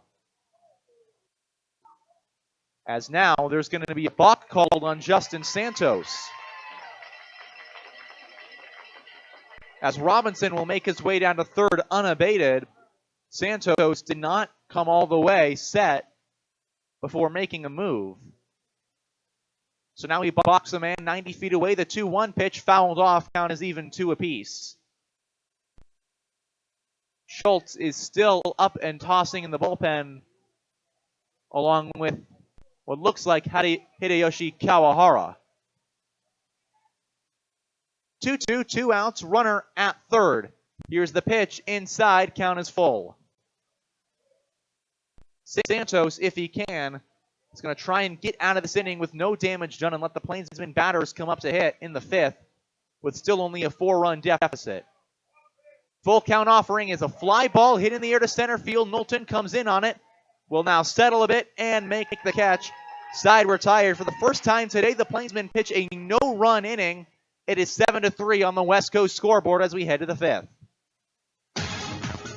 Maximize your vehicle's engine protection with professional-grade filtration at Russell's Automotive in Scottsbluff. When you have a MicroGuard oil, air, or cabin filter installed from Russell's Automotive, you will receive a prepaid Visa for each filter, up to $20 from now through June 30th. It's a simple short rebate form that can either be submitted online or mailed in. Get up to a $20 rebate and save with your oil change service this summer. Request your appointment today by calling 308-635-4065 or by going online to russellsautomotive.com. Why not show it off? You take pride in your business, your team, your customers. Why not show it with help from Scottsbluff Screen Printing and Embroidery? Custom banners and flags are tremendous promotional tools, but they can also help you out with pins, magnets, koozies, and just about anything you can think of. If you have it in mind, Scottsbluff Screen Printing has many great options. They also build custom trophies, plaques, medals, and more. If you can say it, they can print it. Get in the zone with Scottsbluff Screen Printing, 1813 Broadway, Scottsbluff. When you decide to sell your car, there are so many more options than ever before. Do not overlook Team Auto Center as a top-rated buyer for your old vehicle. No need to trade it in on a new one. Team Auto Center will give you a fair market price for your vehicle with no expectation of you purchasing from us. Come experience the difference at Team Auto Center or visit us online at teamautocenter.net.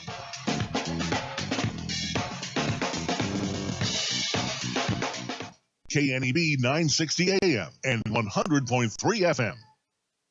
Mitsuki Kono, Nick Hockmer, and Tucker Bond will come up to hit in the top half of the 5th inning. Plainsmen trailing 7-3 against the Pioneers. Welcome, everybody. Tobias Zaboria in the Logos broadcast booth, filling in for Carson Trail as Stanford University in the College World Series. They played today, lost to Wake Forest. Carson, a member of Stanford University, is covering the team.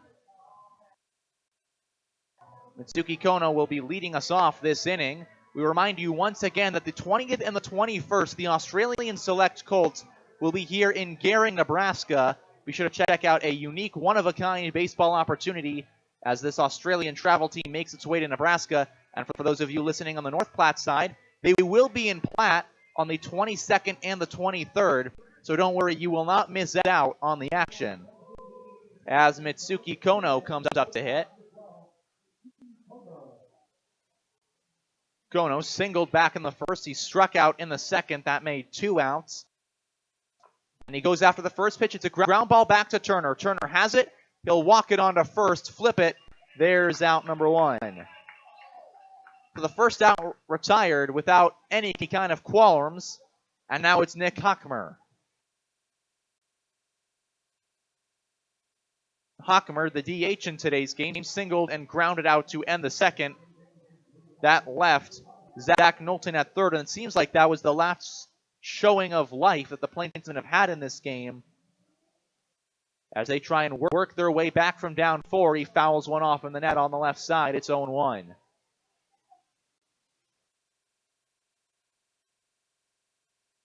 Hockmar, part of the Indiana Nitro Gold travel team in high school. Needs a line drive in the air to left field. Moving back is McCullum. He'll have it. There is out number 2. It looked like for a second McCullum may have lost it in the fading sunlight, but he moved his way to his right, reached his glove up, and now there's 2 outs for Tucker Bond. Bond, a 2020 transfer from Vernon College, 4 home runs in the spring. That eclipsed the 4 total he had in 2 previous seasons at Oklahoma Panhandle State. And he takes ball 1. He is yet to hit one for the Plainsmen. As Turner readies to fire the 1-0 to the Georgetown, Texas native, it is in there, strike 1. Georgetown, Texas, the same hometown as Nolan Ryan, one of the greatest pitchers of all time. So some baseball royalty in his town. As the 1-1, a swing and a miss, that's strike 2. As Dallin Turner has settled back in after a first inning that looked like he may get pulled after it, and has now worked 4 2/3 and has a 1-2 count with 2 outs, trying to strike out the last man here in the 5th. Pitch, swing and a ground ball, foul. We'll do it all again. He struck out the side last inning. That was his 7th strikeout of the game. Turner had a grand total of 3 entering today. He has found his best outing against the Plainsmen. The 1-2 in the dirt away from Lang. It's 2-2. As I was mentioning earlier, before the stolen base by Runge cut me off and mumbled my words, Turner, a communications major at the Institute of the Arts in San Francisco. I myself sport media major at Ithaca College. The 2-2 with 2 outs. High, not going as Tucker. Full count with 2 men out.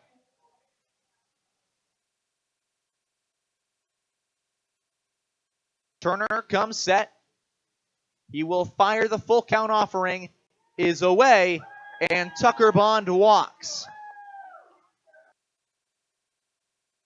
So with 2 outs, he works his way back in the count from down 0-2 to a walk, and that will bring Kyle McConaughey up to hit.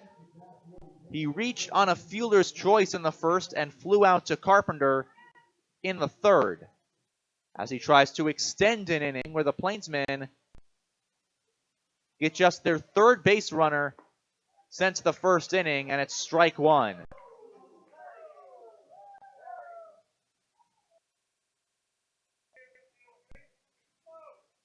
McConaughey readies, and he'll take ball 1 inside. Had 8 doubles at Highlands Community College, 17 steals, well on the base paths. As the 1-1 pitch is low, it's ball 2.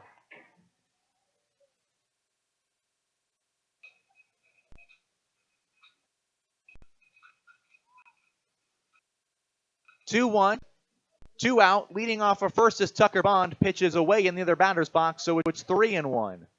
As McConaughey tries to work his way on base and keep an inning going with 2 outs. If he does find his way on, Carmelo Ortiz is waiting on deck, the catcher. The 3-1 pitch is high and tight, so back-to-back walks for the Plainsmen, and there is life yet for North Platte, and that will bring up Carmelo Ortiz. He has a single and a strikeout today, as now Brandon Nelson, the head coach for the Pioneers, out to meet with Dallin Turner. The dugout empties, and so it seems like Turner will end his night there, and he will make his way back to the dugout. 4 2/3 innings by Dallin Turner. He is responsible for the 2 men left on base. And now a new pitcher out of the pen for the Pioneers.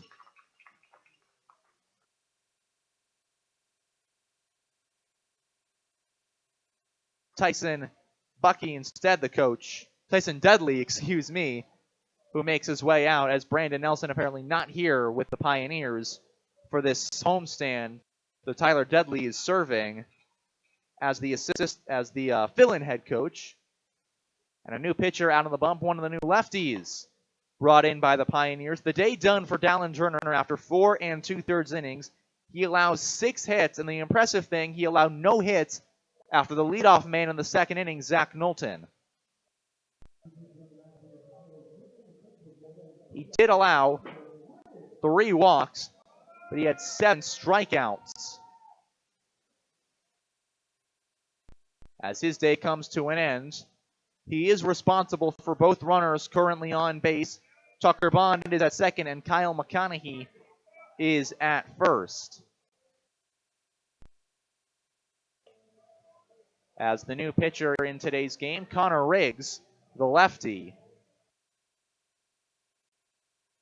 Riggs, from Kaskaskia College, has pitched 5 innings this season. He has allowed just 1 run against him. He has struck out 8 batters. He's also allowed 8 walks on 4 hits. As he will start by facing Carmelo Ortiz, who will still again be hitting against the lefty pitcher. His last outing came on June 11th against the Game Day Angels, when 2 innings allowed 1 hit, 2 walks, 3 strikeouts. Before that, it was May 26th when he faced the Cage Rats, when 3 innings allowed 5 runs, only 1 of those counted as an earned run. And now he will face Ortiz, who struck out his last time, single to left field, leading off the game. He drove in a run with that hit. First pitch is high and tight. It will hit Carmelo Ortiz. And that one caught him right on the back of the hand, and he will go over to Jared Jones, the head coach, and now some concern about the health of the Plainsmen catcher. So the athletic trainer for the Pioneers is out, and he'll have a look at Ortiz as that pitch, the first one thrown by Connor Riggs, ran high, tight, and caught him on the back of the arm. And a tough one as it hit kind of the small bones in the hands. And he will walk his way off towards Plainsman dugout. And so his day will be done. They will be lifting Carmelo Ortiz for a pinch runner. Still waiting to see who comes out of the Plainsman dugout. Cade Owens is hanging on to his helmet, and it will be trying to find the number on who they just ran out. It looks like Noah Prince will come in as the replacement, and if so, it would be likely that he comes in as the new catcher. Noah Prince is the pinch runner, and so in all likelihood, he will fill in as the catcher replacing Ortiz. First pitch is low in the dirt to Sam Bond. Bond, 2 strikeouts today. Reddies takes strike 1 away off the plate. It looked like it was going to be ball 2. Instead, the count is even 1-1, 2 outs, and the base is loaded. Pitch, swing, and a foul ball right side. And now Riggs will try and get out of this inning with no damage done. Bond will look to give the Plainsmen some more life. The 1-2 pitch, foul ball left side. It will roll its way down the left field fence. Nobody is up in either bullpen. As the lefty fires, it's away. It's to the backstop. Coming in to score is Tucker Bond. The throw home. They got him. Tucker Bond tried to take home on the wild pitch, but a nice recovery by Lang. They punch him out going home, and Sam Bond tries to stand up for his own brother, but the inning ends right there. The Plainsmen best chance over. It's still 7-3 on the West Coast scoreboard. Advantage Chiropractic and Acupuncture in Scottsbluff supports the Western Nebraska Pioneers, treating your chiropractic needs from newborn to 100 years old. Dr. Levi Bolin can treat all your hurts, pains, aches, and injuries. If you're experiencing pain in your head, neck, shoulders, arms, mid, or lower back, or down your legs, call for an appointment today. Advantage Chiropractic is also fully certified with Optum VA. If you know a veteran that needs chiropractic care, call Levi today. Advantage Chiropractic and Acupuncture, 308-633-1425. Go Pios. Who is Hydrotex? Hydrotex manufactures and distributes over 300 different high-performance lubricants, including fuel conditioners, hydraulic and transmission fluid, and more. We've been helping customers improve their operations for more than 80 years with products made in the USA. We sell directly to customers and can even deliver right to your door to offer excellent service and value. Our products are made to exceedingly extend drain and grease intervals to reduce maintenance and labor costs to improve the budget. Whether you're in a factory, farm fleet, or like to go fast, Hydrotex is here to help. Visit your local Hydrotex dealer in person or online. We can sum up McDonald's new crispy chicken sandwich in one word. Crispy. But also juicy and tender. Okay, it's crispy, juicy, tender. All one word. But then, also pickle. Oh, and potato bun, which is two words. Okay, we can't sum up our new crispy chicken sandwich in one word, so you'll just have to try it to understand it. Order ahead on the McDonald's app at participating McDonald's. KNEB 960 AM and 100.3 FM. This is Tobias Zabore in the Logos broadcast booth. Stop into Logos and the guys will custom design it, print it, and have it ready for the game. There is no job too big or small for Logos in downtown Gering. The day is done for Justin Santos. He goes 4 innings as we head to the bottom half of the 5th. Score is 7-3 in favor of the Pioneers. As out to pitch, the Plainsmen trying to see the number on the new arm. It looks like they have brought out Hideyoshi Kawahara, and that is who they bring out for this next set. Kawahara, a righty, will make his way in. First year from Riverland Community College in Minnesota, born in Tokyo, Japan. His last game was the 11th against the Cage Rats. That was the 15-5 loss the Plainsmen endured. He went 1 inning, faced 4 batters, as he did not allow a hit or a walk, but a man did reach on an error. Hunter McCullum will lead it off. It'll be 8-9-1 for the Pioneers, and the first pitch against Kawahara is skied up behind the plate, gets foul off towards the left side. Noah Prince, the new catcher, ranging after it. Carmelo Ortiz was hit on the hand by an errant throw by Connor Riggs. It was his first pitch he threw of the game. As Kawahara's next offering is low, the count is 1-1. McCullum, a double. His last at-bat takes ball 2 low. Here's the 2-1 offering. It is low, 3-1. As McCullum digs in. The 3-1 pitch from Hideyoshi Kawahara away, so it's a leadoff walk for Hunter McCullum. And that'll bring up Coy Carpenter, the 9-hole hitter.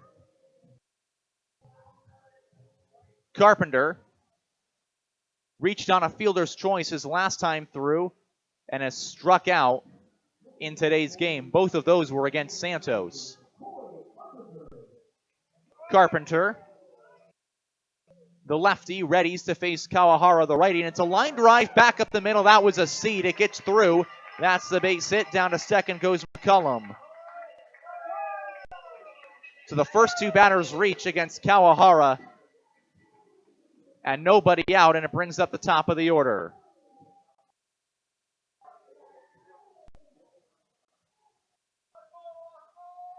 And now Austin Burkhoff will come to hit.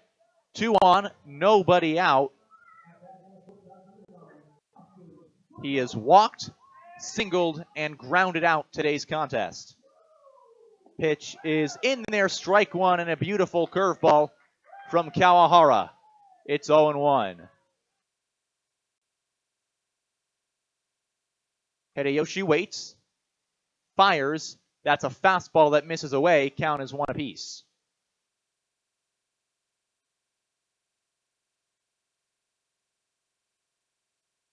Looking for his pitch. He has it. And the 1-1 is just away. Count is 2-1. For the leadoff man, Burkhoff, in a 7-3 ball game. Pioneers leading the Plainsmen. They have 2 on and nobody out against Kawahara, the reliever. Pitch, swing and a miss. There's strike 2. From Kawahara to Burkhoff. As he tries to get his first out of this inning. 2-2, nobody out. He's got his sign. Kawahara looks back, kicks, winds, and it's a pop-up foul, gets out of play. Earlier, before the team moved hotels from the Travelodge in Morrill to the Quality Inn in Scottsbluff, Kawahara was throwing with Sota Indin kind of in the side yard, just getting his stuff ready. Now getting to debut it against the Pioneers. The 2-2, ground ball on the infield for Runge. Runge will have one play at first, flips it in time. There's out number 1. Both runners advance as down to third is McCullum, Carpenter to second. As the Plainsmen have only managed to turn 3 double plays this season, and now they're in danger of allowing more runs in what is already a 4-run ball game, and one where they have not been able to find any luck against the Pios pitching staff. As Aiden Orr comes up to hit, he has a walk and a triple. First pitch is low, it's through the legs of Noah Prince. Into score comes the run, no throw home. Down to third goes Coy Carpenter. It's a 5-run game. The wild pitch, another one that plates a run against North Platte. Make that 3 wild pitches that have all scored runs for the Western Nebraska Pioneers. It is now a 5-run lead, and after a night where the Plainsmen had it so close, they are now watching this one slip so far away as the next pitch is fouled off the right side. And really, it was the 5-run first inning. You take that out, it would still be a 3-3 game as the next pitch is hit high in the air to right field. Moving back is Cade Owens. He'll watch it hit on the wall for a double. Into score is Coy Carpenter. Down to second goes Orr.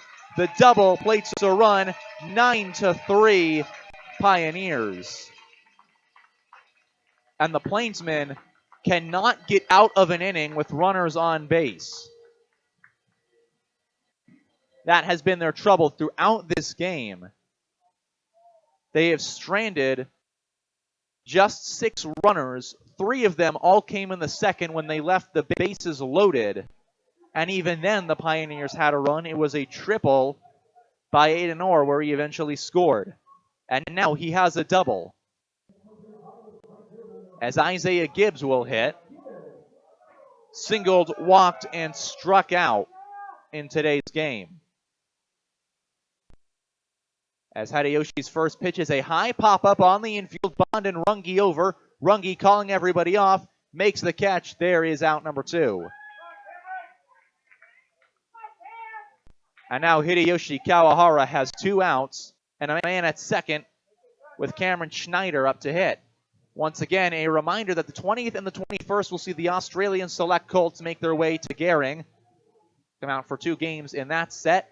And then for all the Platte fans out there, come out when they make the trip to North Platte, the 22nd and the 23rd. Kawahara's first pitch is a little looper hit in the air to right field down the line. It will be a fair ball. Into score comes Aiden Orr. The throw will hold the runner at first. It is now 10-3 Pioneers. 3 runs have scored this inning, and it has gone from manageable for the Plainsmen to rough. And now a game where they would like to have some back. 3 runs this inning. They have already allowed the big inning. That was the first. In danger of allowing a second big inning what has been their problem throughout the year. And that brings up Asensio. Takes strike one outside. Michael Asensio waits. And the next offering is in the dirt, and a nice block by Noah Prince holds Schneider honest. Asensio from Joliet, Illinois, goes to Kaskaskia College. Jesse Barfield from his same hometown, as well as Mark Leiter. Kawahara looks in. He will fire off the 1-1. A little pop-up, heading off towards right field, moving over. Cade Owens makes the catch, and the side is retired. 3-run score for the Pioneers. It is now 10-3 on the West Coast scoreboard. Nora is a Runza insider. Yeah, little secret for you. You know Runza burgers? I do know them. You can get one with Swiss cheese. Right. And mushrooms. Okay. Just ask for the Swiss mushroom burger? How'd you know? It's right there on the menu. Come get your Swiss mushroom burger today. Because from the way we make it to the way it makes you feel, Runza makes it all better. Fender bender, hailstorm, couldn't stop on the ice in time. After everyone is safe, Scottsbluff Body and Paint should be the first call you make. There isn't a better shop in the area. Our highly skilled team is experienced at performing all auto body repair and paint jobs. Stop by anytime and speak to one of our technicians, and we'll do a full inspection to show you just how little our repair services will cost you. Our work is not complete until your car is safe and you're on the road again. Call today, Scottsbluff Body and Paint, 225-6408. Our producers know that running a successful operation these days requires having reliable service and quality products. That's why you know you can trust the knowledgeable people at Westco to provide you sound agronomic advice, aerial application, bulk fuel, lubricants, propane, tires, and other essentials to keep your operation running smoothly. Our priority is helping you succeed. Call or visit your nearest Westco location today. Westco. Service, solutions, success. Westco's your best value through and through. KNEB 960 AM and 100.3 FM. Tobias Abore once again in the Logos broadcast booth, filling in for Carson Trail as he is across the state in Omaha, following the Stanford Cardinal in the College World Series. As Sam Bond will once again find his way at the plate. He was left there when his brother Tucker was picked off on a wild pitch trying to come home. As Connor Riggs, still out on the mound, fires the first pitch away for ball one, count 1-0. Congratulations to Carson as his school was able to make the College World Series. 1-0 pitch to Bond is inside. It is 2-0. My own school, Ithaca College, has fallen just short of the D3 College World Series each of the last 2 years. To Catholic last year and this year to Endicott as the next pitch is swung on through by Bond. Count is 2-1. I did for a second forget that we lost to Endicott this past year. As Bond fouls it off, count goes to 2-2. With Trey Runge waiting on deck. However, for Ithaca College, the highlight of the postseason, beating SUNY Cortland, our arch rivals, in their own regional, as Bond swings on a pitch that nearly hits him, but fouls it off the left side. Count is still 2-2, and an incredible breaking pitch by Riggs fooled Bonds. By the time he had to make his decision, it looked like a strike, and then it worked its way up and in. So now 2-2 to the left fielder, Sam Bond, who is 0-2 with 2 strikeouts already in today's game. Foul ball left side, gets by the right of Jared Jones, stays at 2-2.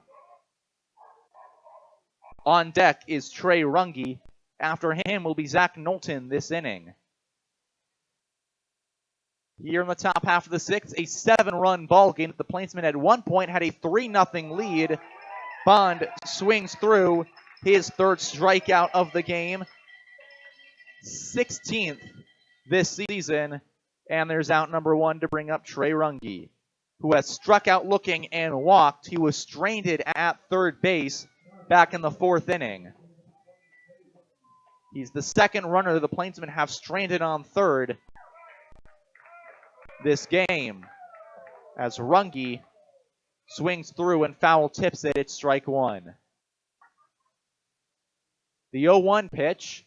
Swing and a miss, and now strike two to Runge at the dish.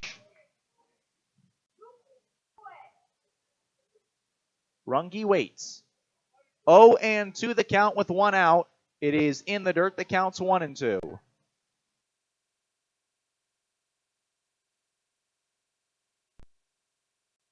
Runge waits as the pitcher kicks and fires, and he'll foul it back into the screen again. Count stays 1-2 against Connor Riggs. Plainsmen have today in Gering, Nebraska. Tomorrow, Bark in the Park for the Pioneers. They will play a doubleheader on Father's Day before making their way out to Colorado. A swing and a miss by Runge, his second strikeout of the game. The second for Riggs. There's out number 2. And now it's Zach Knowlton. Plainsmen will play one game on Monday before going back to North Platte for Tuesday and then having Wednesday off. As the first pitch to Knowlton is outside, it's ball 1.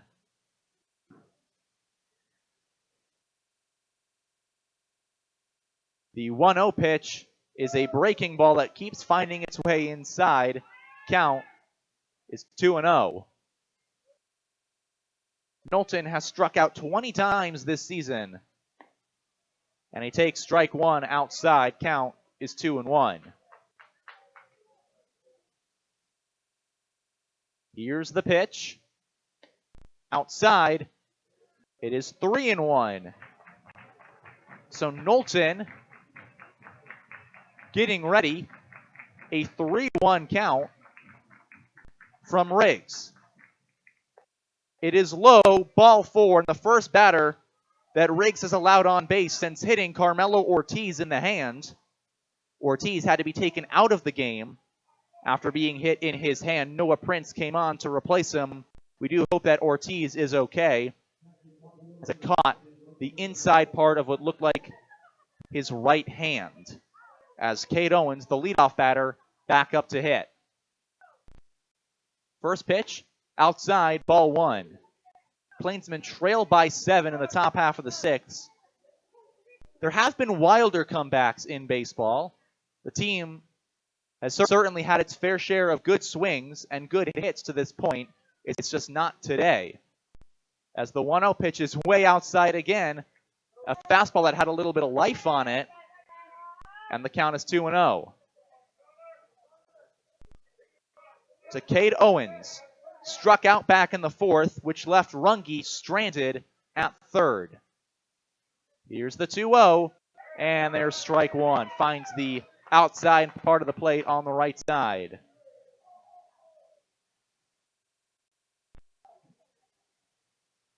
Two-1 from Riggs in the left-handed batter's box, so it's 3-1, and now Lang will go and have a chat with the relief pitcher Connor Riggs, working his first full inning of relief. Dallin Turner went 4 2/3, allowed 6 hits, just 3 runs, walked 3, struck out 7, his best outing of the year. As Owens sets and readies. The pitch from Riggs, swing and a miss there, strike 2, and we're all filled up with 2 men down. Cade Owens trying to extend the top half of the 6th. Connor Riggs trying to end it right here, right now, and keep it a 7-run deficit for North Platte. Payoff pitch, runner goes, foul ball right side. We'll do it all over. Owens fouls it off behind the stands, off towards the National Guard. So the count will stay at 3-2. To Owens, the righty. Riggs fires, pitches well outside, and he walked him. Down to second will go Zach Knowlton, and so it's 2 on with 2 out for Mitsuki Kono. And Kono, 1 for 3 on the day with a strikeout and a ground out. Could give the Plainsmen just a bit more life here with 1 hit. As the Pioneers start to warm someone in the bullpen, the Plainsmen have Max Schultz down in the bullpen, loosening up. Along with another pitcher. Hard to tell, though, as we cannot see the number. First pitch high, ball one. Kono hit 200 entering today. Is 1 for 3 at the dish. And he will take ball two outside. Riggs, the lefty, from Berlin, Illinois, pitched 17 1/3 with Kaskaskia College, had a 10.38 ERA, 20 earned runs in Kaskaskia this past year as he fired strike one over the plate. His hometown of New Berlin, from about the middle of the state of Illinois, a population of about 1,300, as the 2-1 pitch is fouled off the left side, goes into the Pioneers' dugout, so we're all even 2 apiece. It'll be deuces all around. 2 on, 2 out, a 2-2 count to the 2-hole hitter, Mitsuki Kono. Kono readies. Pitch is outside. The count is full. And so they are working the count against Riggs. And right around now, his hometown is getting ready for the Sangamon County Fair. Happens in the 3rd weekend of June. And now he will throw a 3-2. Ground ball up the middle. Gets through his glove. Gets through the middle of the field. That's a base hit. Coming in to score is Knowlton. Down to third goes Owen. Stopping at first is Mitsuki Kono. It is 10-4. A little seeing eye single that got back through the glove of Riggs and found its way right up the middle. Mitsuki Kono drives in a run. It's a 6-run game for the 3-hole hitter, Nick Hockmer, who has an infield single, a ground out, and a fly out today, and now has 2 at the corners. The first pitch from Riggs is well inside. He has to back out a little bit. Ball one. Leading off of first is Mitsuki Kono. Kono 4 for 5 on steals entering today. Pitches low, backdoors the runner. He's safe. It was a close play for Asensio, but the tag not quite in time on Mitsuki Kono. Kono clearly having fun, dusting off his uniform. And the way he plays the game down there on the base path, definitely a dirtbag. Next pitch is a line drive, foul down the left field line, count is 1-2. In many ways, the way Mitsuki Kono plays, very similar to Dustin Pedroia of the Boston Red Sox many years ago, a speedy middle infielder who is not afraid to get dirty, either playing with the glove or on the base paths, does not mind stealing. As the 1-2, 2 out, runners at the corner, check at Kono, he's back standing. At third is Cade Owens, who walked with 2 outs and was moved over to third on Kono's seeing eye single. And a swing and a miss, that will be strike 3, inning over. Plainsmen get 1 run across. It is now 10-4 on the West Coast scoreboard. It's time to change up your pizza nights because Papa Murphy's now offers calzones. Whether you try their Buffalo Ranch chicken, pepperoni, and mozzarella or create your own, each one is hand-braided and filled with the freshest ingredients tucked into their scratch-made dough. Then you bake it to golden perfection so you can enjoy it hot out of your oven. It's the perfect addition to every take-and-bake occasion. So get your hands on a calzone today from Papa Murphy's. Order now at papamurphys.com. The Simmons Olson Law Firm has been a proud member of the Scottsbluff Gearing community for decades. The 10 lawyers and 8 staff members are committed to the Panhandle. The Simmons Olson Law Firm sets the standard in legal representation to help you solve problems and provides help and monetary support to many organizations in our community, whether supporting our student athletes in schools or the many organizations that help those in need. The lawyers and staff of the Simmons Olson Law Firm are committed to making our communities thrive. Allo is here to give you the FYI. Are your shows buffering? We know why. Are your games lagging? Don't deny. Are your work calls dropping? Here's the FYI. Your old school internet company can't keep up. They give it a try. Their network isn't enough. Don't get trapped in their gimmicks and lies. It's time to fiber your internet with Allo. Honest, local, and hassle-free is what we stand by. Experience Allo Internet. Visit allofiber.com/FYI. KNEB 960 AM and 100.3 FM.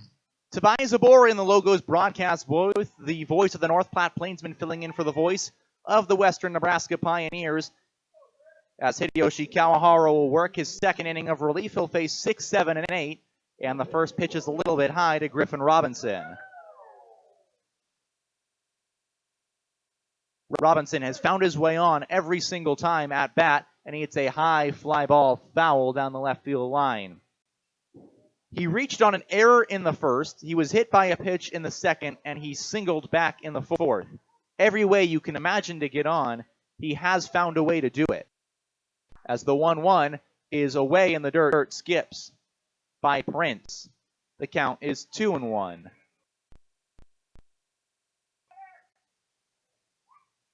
Griffin Robinson hits a little foul ball just in front of the plate, so the count moves to 2-2.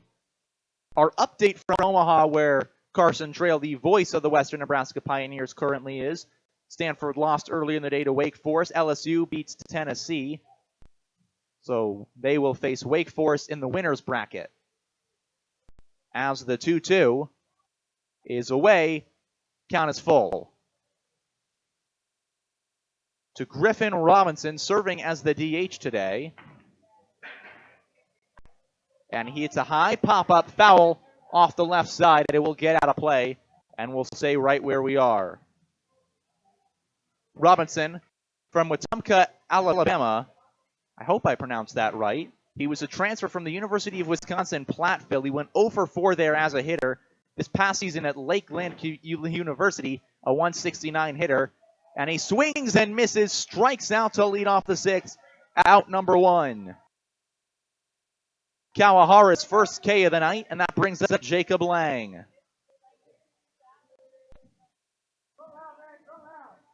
Lang doubled in 2 runs in the first inning. That drove in the final 2 runs. The Pioneers would score in the frame. It gave them the 5-3 lead. A lead they have held on to ever since. Strike 1 is low.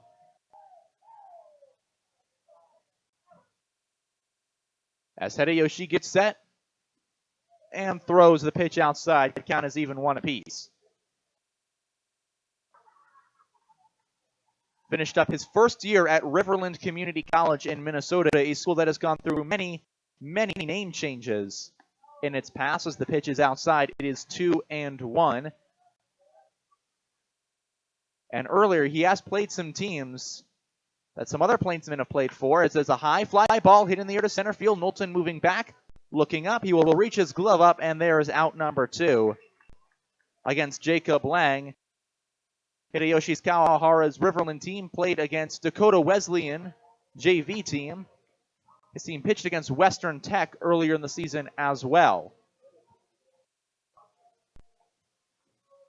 As coming out to hit is Hunter McCullum, who's 1 for 2 with a walk today. A double to left field that led off the third. He was picked off trying to make his way over to third as the first pitch is low for ball 1.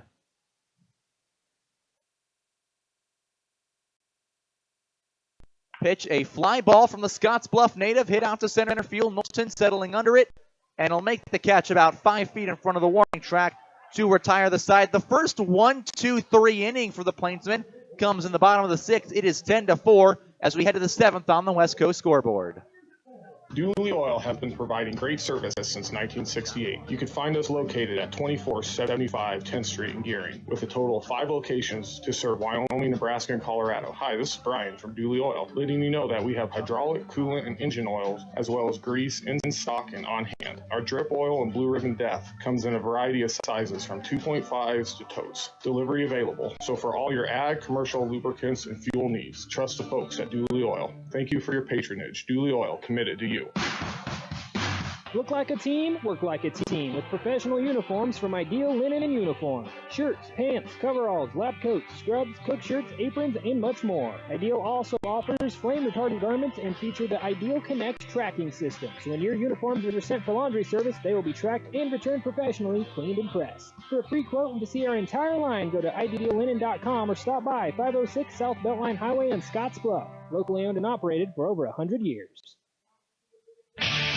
Ryan's Welding and Trailer Sales in Scottsbluff is your authorized PJ trailer dealer as well as a full-service welding and fabrication shop. As your PJ dealer, they have lots of options from dump trailers and bumper pull dumps to equipment tilts, super wides, car haulers, and utilities. These PJ trailers are built in Texas to hold up to the hard-working professional using them. Come see the quality for yourself. 1110 Avenue B in Scottsbluff or call 308-575-0710 to find what you're looking for. If it's not in stock, they can get it for you. Ryan's Welding and Trailer Sales. KNEB 960 AM and 100.3 FM. Tobias Abore in the Logos broadcast booth, the voice of the North Platte Plainsmen here on a Saturday night in Gering, Nebraska, as the Pioneers lead 10-4 over the North Platte Plainsmen, as they will bring up 4, 5, and 6 to bat. Tucker Bond, Kyle McConaughey, and Noah Prince are scheduled to hit for the Plainsmen. Prince will be getting his first at-bat. Obviously, he came in after Carmelo Ortiz was hit in the hand his last time up back in the 5th.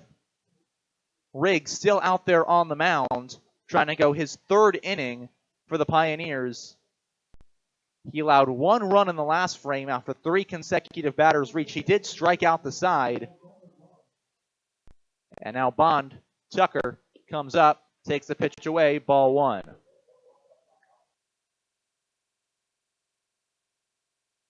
Bond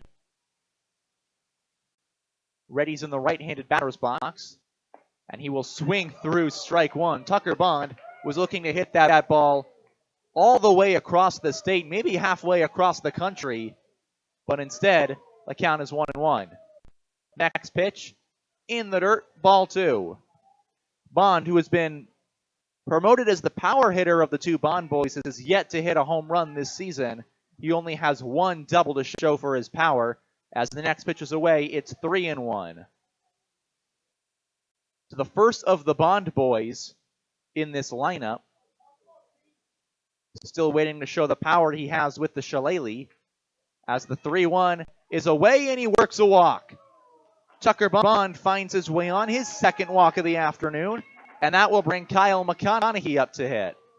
And McConaughey has had himself an interesting day. A fielder's choice, a flyout, and a walk. He worked his way to 2nd in the last part of the 5th inning, but was left there as the bases were left stranded when Riggs came on.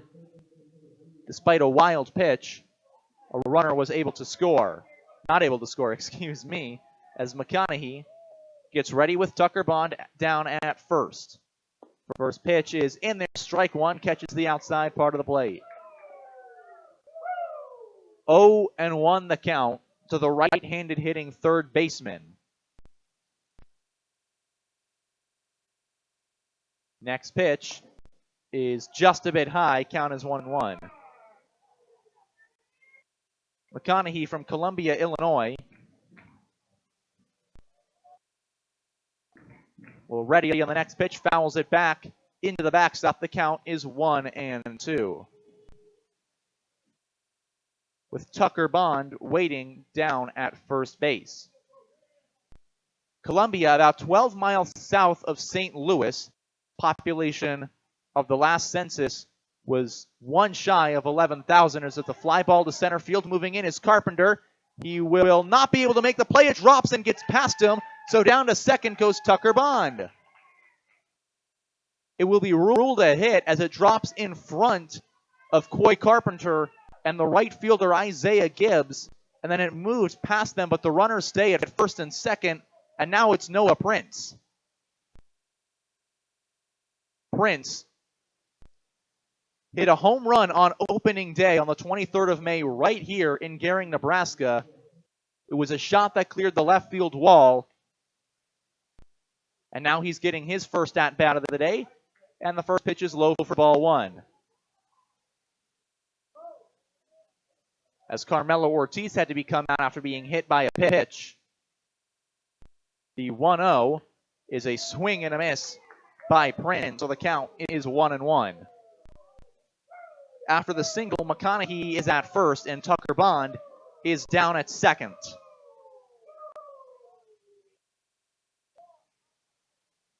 Prince swings through, and the count is 1-2. A fastball by the lefty Riggs. Gets the Castle Rock, Colorado native to go across on it. As Riggs will try to settle him down in this inning. The infield is in double play depth. The left side is pulled in by maybe a half step. The outfielders are shifted maybe a step towards their left. Pitch is well inside. Count is 2-2. The fans think that caught the front part of the plate, but that almost hit the hip of Noah Prince. Readying as Riggs fires the 1-2, swing and a miss. There's out number 1. Prince down on strikes, and that will bring up Sam Bond, who was left holding the bat in his hand in the 5th inning with the bases loaded on a wild pitch that got away by Riggs, got away from Lang, but took a favorable bounce off the backstop, and they were able to get a 2-1 put out against Tucker Bond, who was once again the lead runner in this situation. First pitch away, ball 1.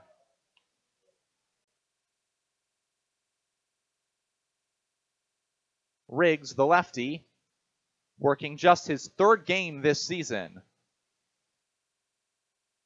As the next pitch is well inside, it skips away from the catcher, Lang. Throw down to third is not in time. It was a bang-bang play. It looked like they may have had Tucker Bond, but a wild pitch moves the runners up, and they're at second and third with 1 man out. And Lang is not happy with the home plate umpire. He had a few words for him in front of the plate, but will now put his mask back on and get back into the crouch. The count is 2-0 with 1 out with 2 in scoring position, a 6-run ball game. The pitch from Riggs. Outside, the count is 3-0. And Sam Bond, who has only 1 walk to his name this season and 3 strikeouts today, could work his second. Pitches inside in the dirt. Walk number 2 on the year for Sam Bond, and the bases are full of Plainsmen. And out will come Tyler Dudley, the interim head coach, as the normal head coach not in this week. And there will be a pitching change. So Riggs, who was brought in to relieve a 2-on, 2-out situation back in the 5th, put a man on a hit by pitch, worked his way out of that jam, allowed a run back in the 6th, and has now put the bases loaded via a walk. The Pioneers bring a new man on to pitch.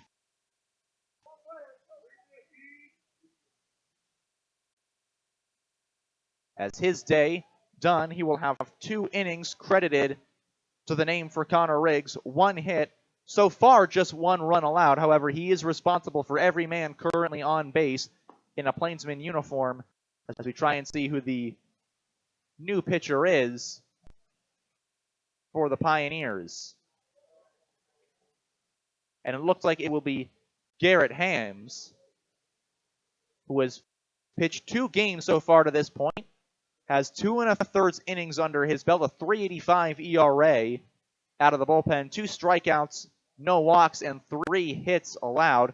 His last outing was an inning and a third against the Liberal BJs back on June the 9th.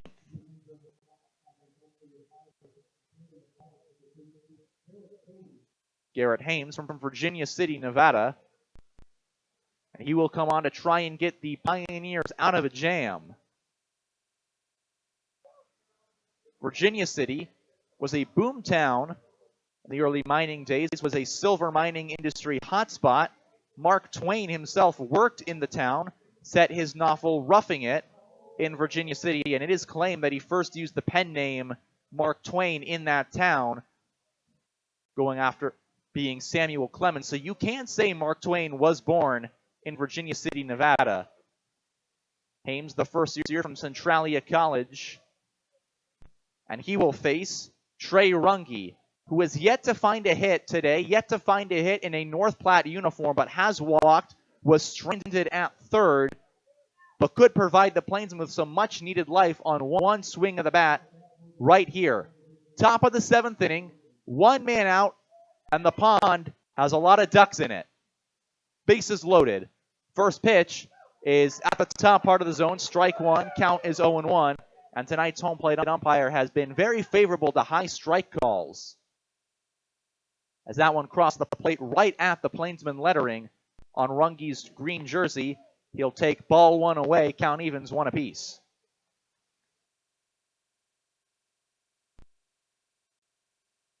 Runge, the righty, waits against the righty from Centralia College. The 1-1 pitch is a high pop-up on the infield.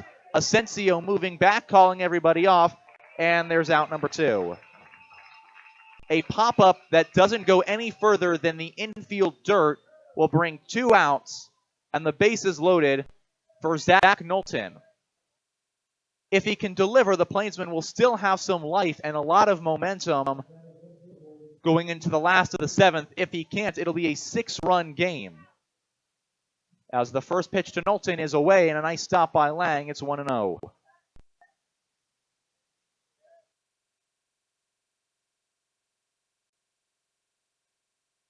Hames, the righty, will fire in the 1-0 pitch that catches the inside part of the plate. It's 1 apiece. Pitched 8 2/3 over 7 games with Centralia this past season. And he'll fire the 1-1 pitch. A half-hearted swing, but does go around, is Knowlton. So it is 1-2 with 2 outs, and the Plainsmen are in danger of stranding the bases loaded in a 6-run deficit, trying to get another run across. Here's the 1-2. Ball on the dirt. Did he go? He did not. Count is 2-2. The fans here in Gering are certain that Knowlton went around, but the umpires say he holds up. 2-2, 2 out, bases juiced. Here's the pitch. Did he go? He did. Strike 3 called, and the inning is over. The bases are left loaded by the Plainsmen. It is 10-4 after the top half of the 7th here on the West Coast scoreboard. Advantage Chiropractic and Acupuncture in Scottsbluff supports the Western Nebraska Pioneers, treating your chiropractic needs from newborn to 100 years old. Dr. Levi Boland can treat all your hurts, pains, aches, and injuries. If you're experiencing pain in your head, neck, shoulders, arms, mid or lower back, or down your legs, call for an appointment today. Advantage Chiropractic is also fully certified with Optum VA. If you know a veteran that needs chiropractic care, call Levi today. Advantage Chiropractic and Acupuncture, 308-633-1425. Go Pios. Fun facts about owning your own hot tub, courtesy of High Plains Spas and Recreation. Relaxing in your spa before bed helps soothe your aches and pains, allowing for a deeper, more rewarding sleep. Hot Spring Spas offers features like entertainment systems with Bluetooth capability, waterfalls, LED lighting, volcano jets, and more. Yes, sleeping like a baby is just one great reason, but there's plenty more. Stay tuned or stop into High Plains Spas and Recreation, where they sell fun. Open 9 to 5 Monday through Friday, 1725 East Oberlin, Scottsbluff. Flat Valley Bank can help you take advantage of every adventure. Whether your goals are to upgrade your vehicle or you have plans for a new business venture, we are here to help guide your financial journey. Our customized personal and business loan options can take you from everyday excursions to epic adventures. The path to success starts at Flat Valley Bank. You belong here. Flat Valley Bank, member FDIC.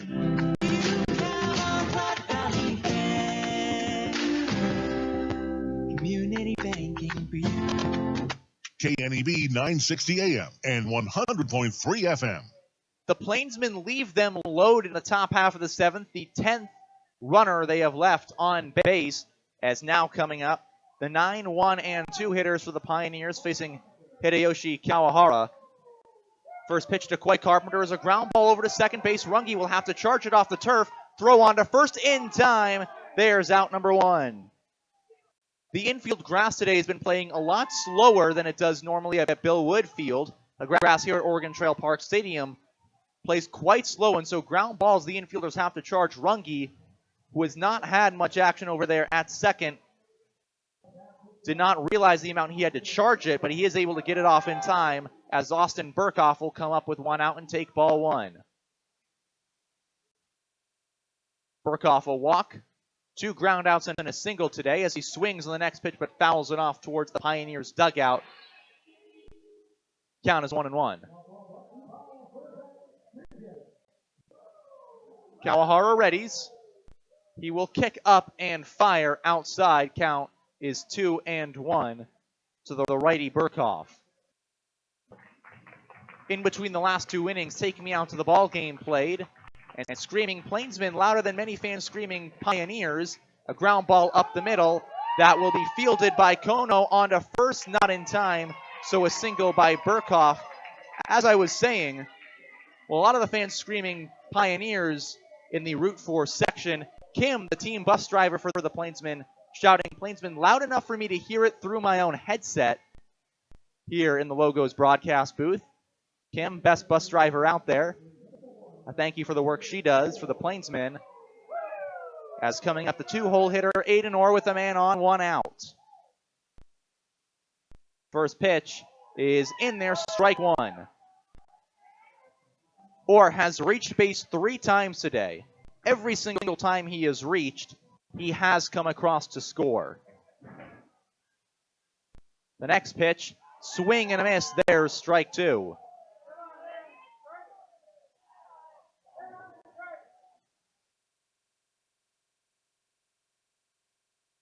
Waiting is Hideyoshi Kawahara. He will throw in the 0-2 pitch. Swing and a line drive. That gets through the right side of base set. Fielded by Owens in time, so stopping at second is Burkhoff. But now it's 2 on with 1 out for the 3-hitter Isaiah Gibbs, who is the hottest hitter that the Pioneers have. He was hitting .400 coming into today. He has a single, a walk, a strikeout, and a pop-out as Hideyoshi Kawahara will try and get out of this inning with no additional damage done. The Plainsmen still searching for 6 runs to try and tie this game. Time being called by the batter, Gibbs. Nobody is up in the Plainsmen bullpen down the right field line. As the first pitch from Kawahara swung through by Gibbs, it's 0-1.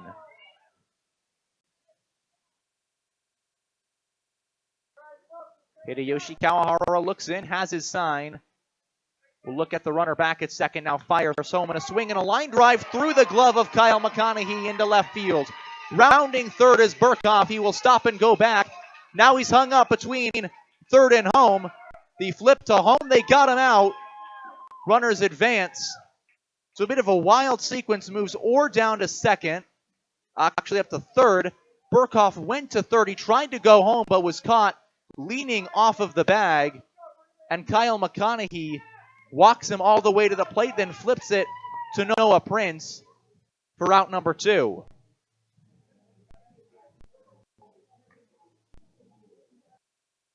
As up to second, during the confusion and the ability, moves Gibbs. So it's 2 on, 2 out. Both runners are in scoring position for Cameron Schneider, who in his first game for the Pioneers went 1 for 4. He's currently 1 for 3 today, takes ball 1 in the dirt. He was the first out in the first inning that Justin Santos pitched. An incredible fielding job by Kyle McConaughey. And he hits a little fly ball in the air to right field. Moving over is Cade Owens towards the line, dives. Does he have it? And they say he does. Cade Owens goes into a slide, makes a phenomenal catch in right field, and the side is retired. Nothing across again in the bottom half of the 7th for the Pioneers. We go to the 8th inning, 10-4 on the West Coast scoreboard. It takes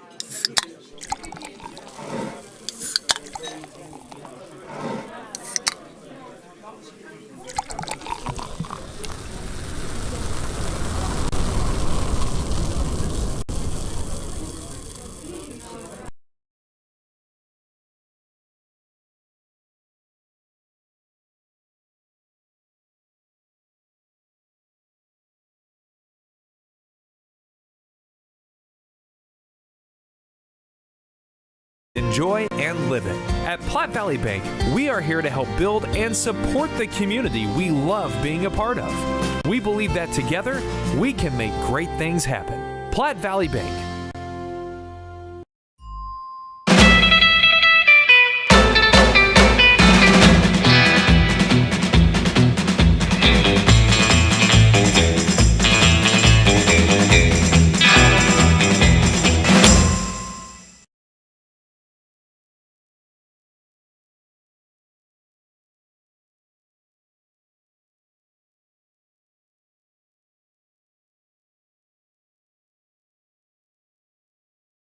Team GMC. No games, no gimmicks. You just can't buy the wrong vehicle. Team GMC in Scottsbluff. Shop online right now at teamautocenter.net. GMC, we are professional grade. KNEB 960 AM and 100.3 FM. To the 8th inning we go, 10-4. Pioneers leading the Plainsmen. Tobias Zabori in the Logos broadcast booth.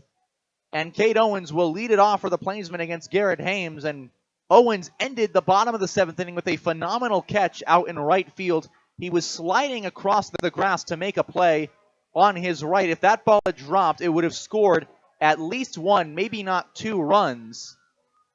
But now he will come up in a 6-run ball game, and maybe that catch providing the momentum the Plainsmen need. They scored 3 in the first inning. Since then, they have only scored 1 run as the first pitch is strike 1 right down the middle. To Owens, 1 for 3 on the day with a walk, a single, a strikeout as well to his name. Comes set is Hames. He fires the next pitch away off the plate. Count is even 1-1. Plainsmen ready for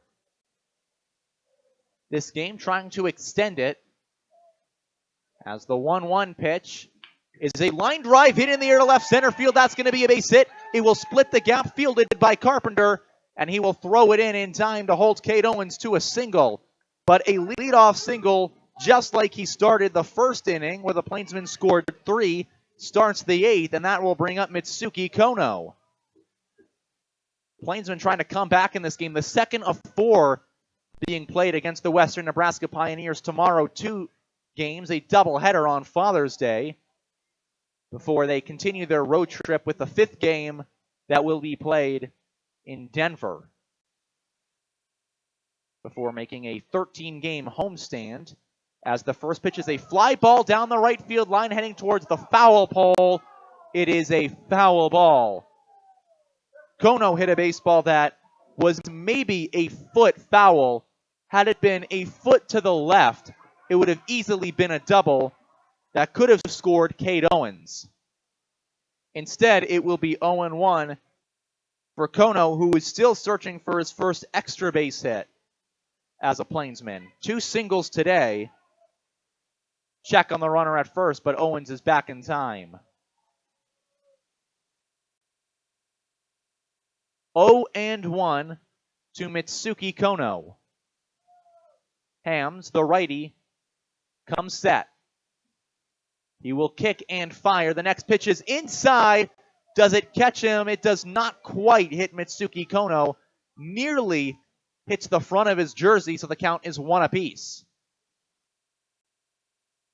Last night, the Pioneers were wild with their pitching, hit a couple of Plainsmen batters. Tonight has been no different. The 1-1 is a little looping fly ball into right field. Moving back is Gibbs. He will reach up, and he will make the catch. There is out number 1. Gibbs makes the catch at the wall. He was going back and to his right. It almost hit off the Coors Light sign by the 362 mark. And if it had, Owens would have probably moved his way down to second. But he moves his way back to first.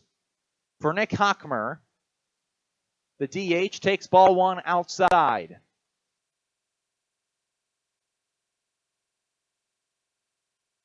Hockmer from Fort Wayne, Indiana, went to Homestead High School.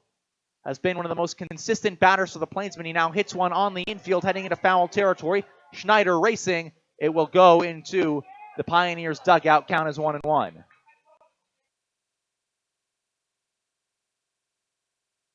So Hockmer, the DH, hits it. Schneider gave it a good chase, but was not able to catch up to it. And now 1-1, 1 out, and a runner at first. That runner, the leadoff man, Cade Owens. Hockmer, 1 of 4 entering this at-bat. He's hitting .393 coming into today. Owens goes from first. There's a high pop-up behind the plate. Going over into foul territory, making the catch is Lang. He will throw it down to first, and he got him. A double play ends the top half of the 8th inning. Rule that P2-3, and the side retired for the Plainsmen. Bad luck continues to haunt them. We go to the bottom of the 8th, 10-4 on the West Coast scoreboard.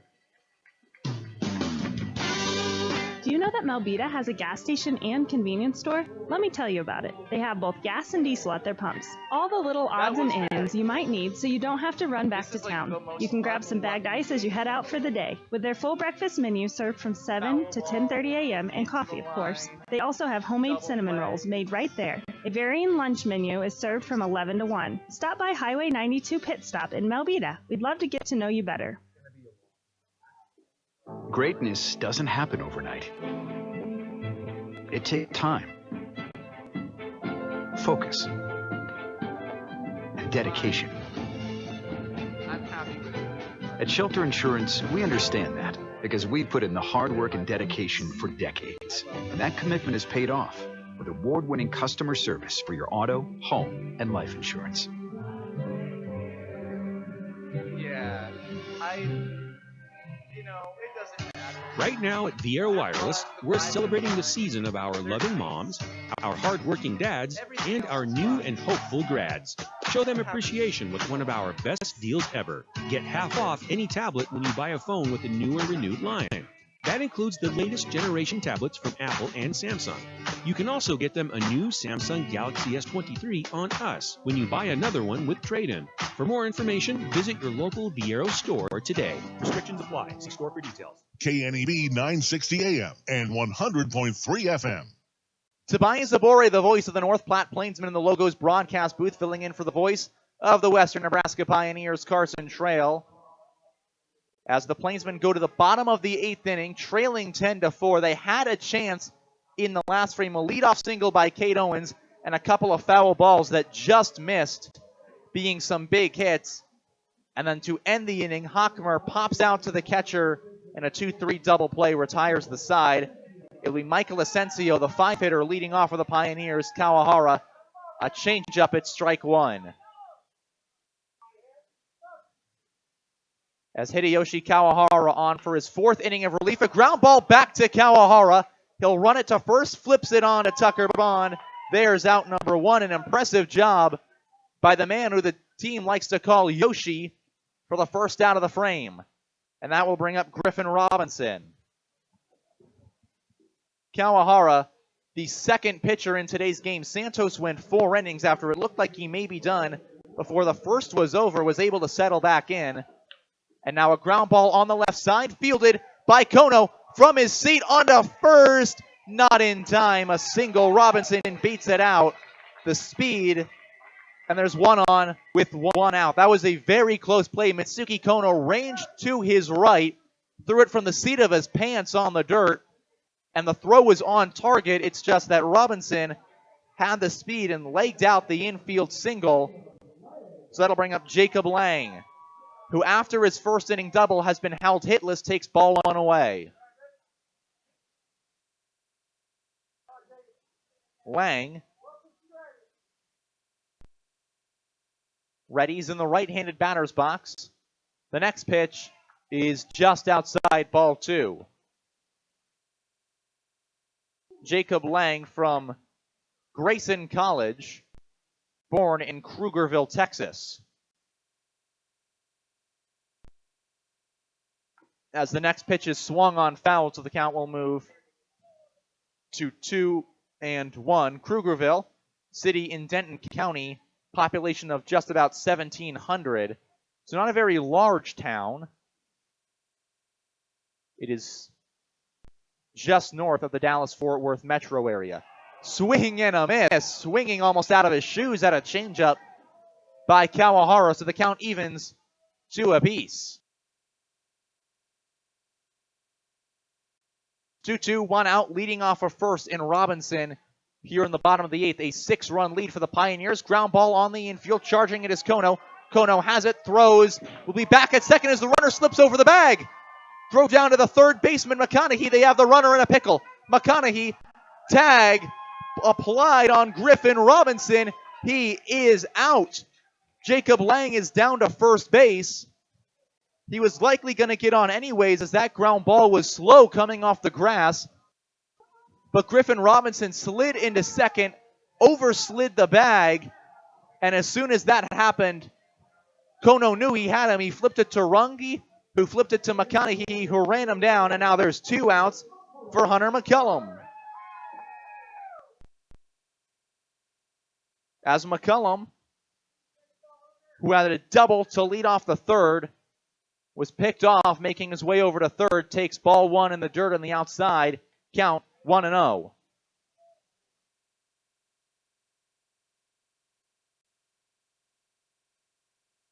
McCullum in the right-handed batter's box. Waits on the next pitch. It is outside and a good stop by Prince. Count is 2-0. McCullum, a hometown kid from Scottsbluff, goes to Western Nebraska Community College in Scottsbluff. And he spent last summer with the Pioneers. Goes after the next pitch, but fouls it off by the Pioneers dugout, so the count is 2-1. 0 for 5 last year at the plate with the Pioneers. He pitched 11 innings, as he is also a pitcher at Western Nebraska Community College, along with being a hitter. Ball is in the dirt, so the count goes to 3-1 against the hometown kid. Batting 8th in the lineup on deck, Coy Carpenter.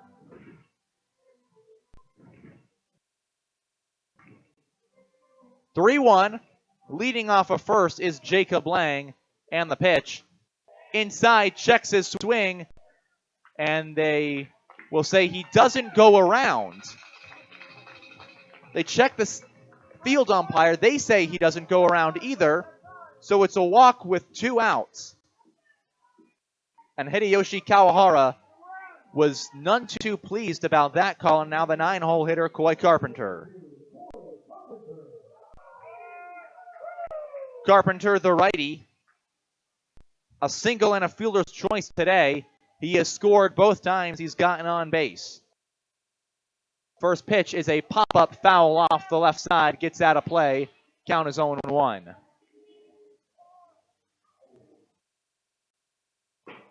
Carpenter goes to Point Loma State from San Marcos, California, the first year.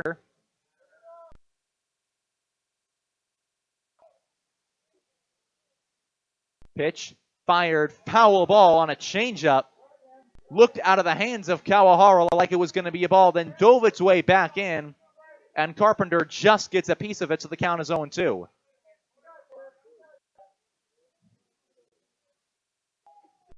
Two outs, 2 on. Plainsmen trail by 6 in the bottom half of the 8th. Here's a fly ball hit in the air, left center field, moving over Bond and Knowlton. Bond will let it go by him. Sam Bond misreads it. Scoring is Lang. The throw home, not in time. Runner scores, going down to third. The throw gets away from McConaughey. It's into left field, and Coy Carpenter scores. It is 13-4. Sam Bond overruns the fly ball, lets it fall behind him. 2-run score, and the throw down to third, as Carpenter was caught hanging out to dry, instead runs its way up the line. And there's going to be a lot of errors ruled on that play. E7 that scored 2. And an E2 that ends up plating Coy Carpenter. And now it's the leadoff hitter. Strike 1 to Austin Burkhoff. Well, they say you see something new in baseball every day. They're absolutely right about that. I have never seen that in my life before as the next pitch is away on Austin Burkhoff.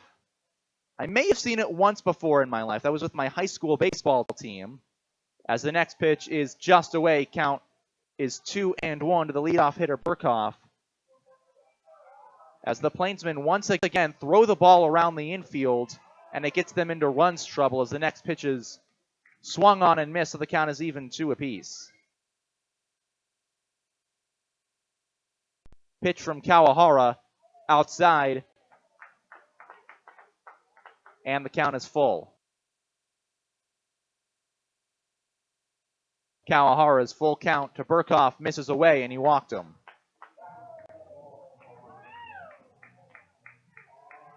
So 2 outs and a man on. 3 runs have scored in this inning. It is a 9-run ball game. Pioneers leading the Plainsmen, and Jared Jones is going to talk to the home plate umpire. Just having some concerns about some of the stuff, but he will go back to the dugout, happy with whatever explanation he had on the pitch that missed by Kawahara, and now it's Aiden Orr.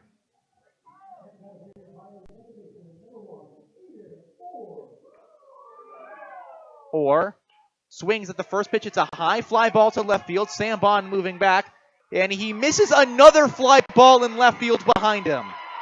In to score comes the runner, play at the plate, and the throw came in wonky. It was up the line, and even though Burkhoff was hung out to dry in front of the plate, he scores. It is a 10-run ball game, and things have gone from bad to worse to disastrous here in the 8th inning for the Plainsmen. In the game, they once led 3-0 after the top half of the first. It is now 14-4. That will be ruled a single to left field for Aiden Orr. But it was the second straight fly ball to left field that got past Sam Bond. And it's now 14-4 as there's a line drive down the left field line, hit foul. Count is 0-1 against Isaiah Gibbs.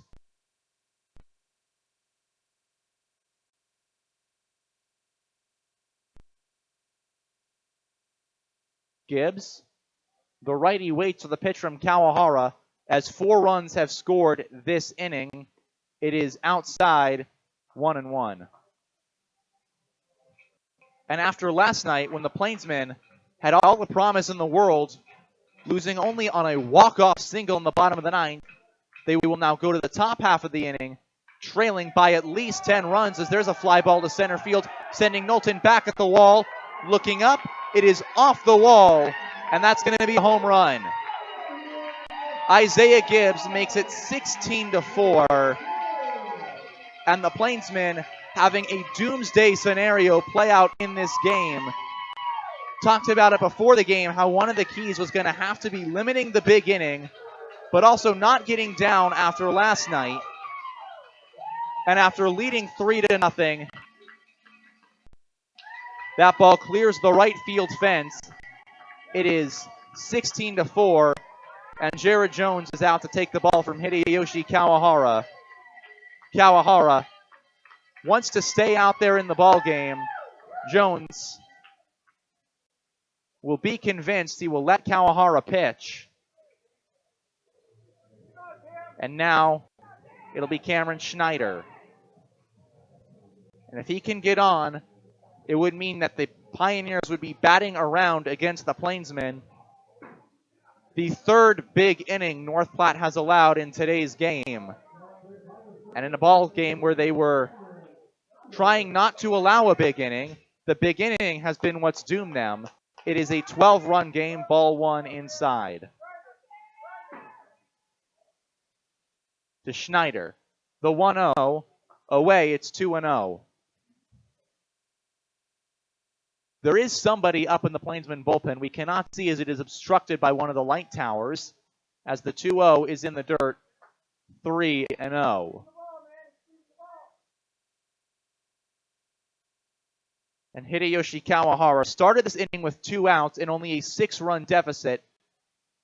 But now he will walk Schneider, and the Pioneers have officially batted around. And it will bring Michael Asensio up to hit. Asensio started the inning by grounding out back to Kawahara. And since then, this inning has fallen away as the next pitch is well outside. Count is 1-0 from Kawahara to Prince. With Asensio still looking for his first hit today, as the Plainsmen have struggled in this frame. There is a strike. Count is 1-1. 6 runs have already plated in this inning for the Pioneers, as they now lead 16-4. Changeup outside, ball 2. Count is 2-1.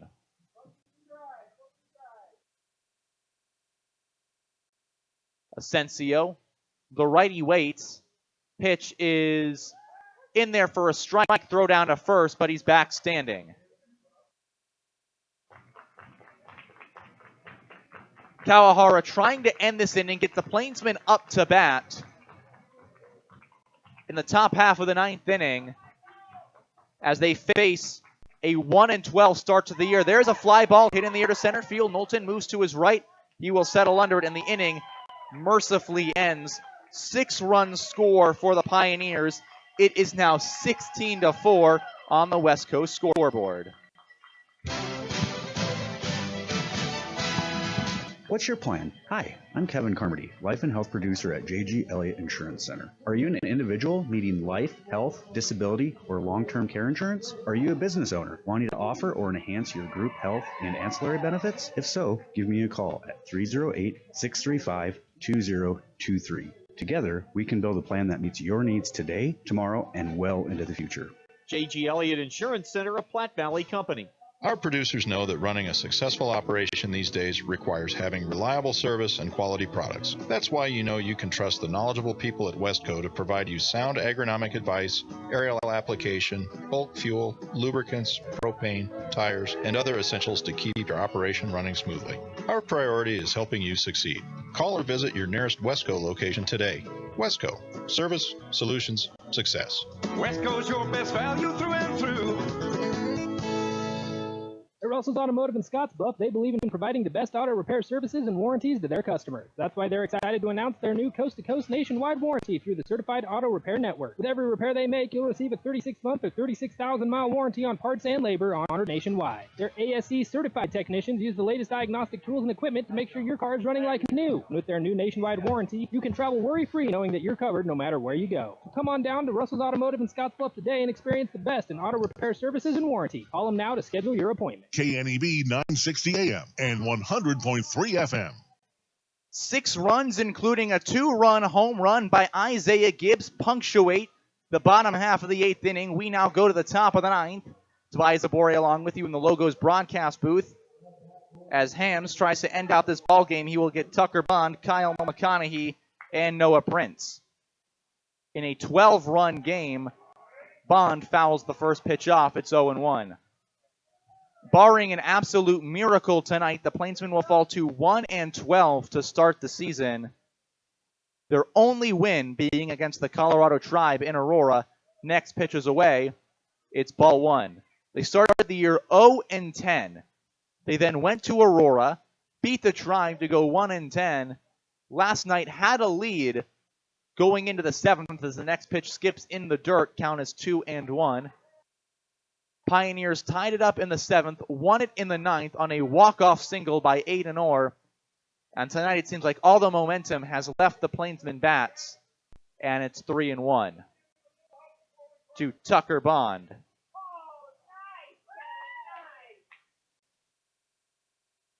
Here's the 3-1. It is in the dirt, and so Tucker Bond will start the 9th inning with the walk. And that'll bring up Kyle McConaughey.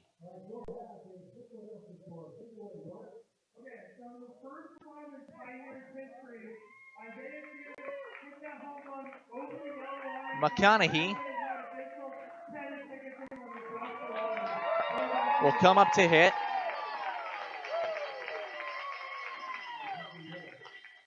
With the Plainsmen having a man on first here in this frame. First offering in the dirt. That's ball 1. McConaughey has a hit. That was a single back in the 7th inning. He was stranded out on second base. as he went around. Count is 1-1.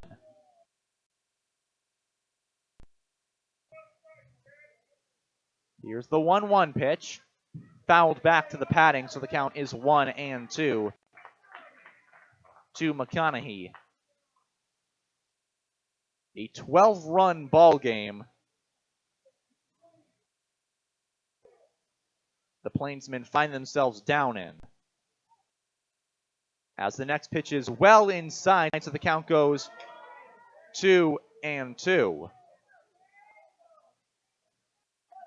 And if this score holds the way it does, it would be the largest loss of the Plainsmen season. They lost by 10 against the Cage Rats in their last home game. As there's a pop-up on the right side. It is fielded by Asensio, out number 1.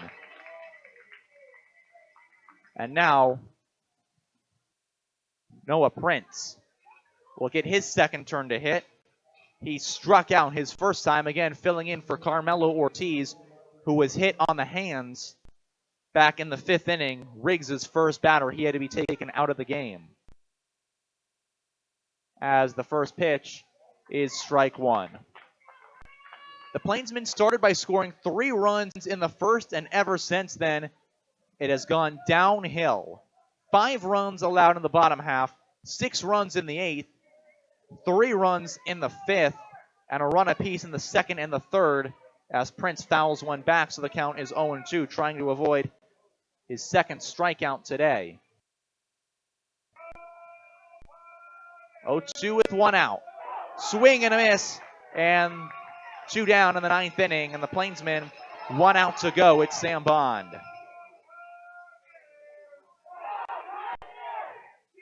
Sam Bond will look to extend the ball game, at least get himself something. A walk and 3 strikeouts today. He has not had his finest day at the plate.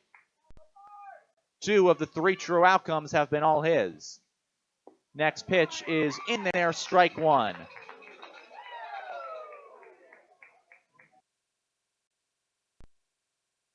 The count is 0-1. Next pitch is high and inside. It's even at 1 apiece.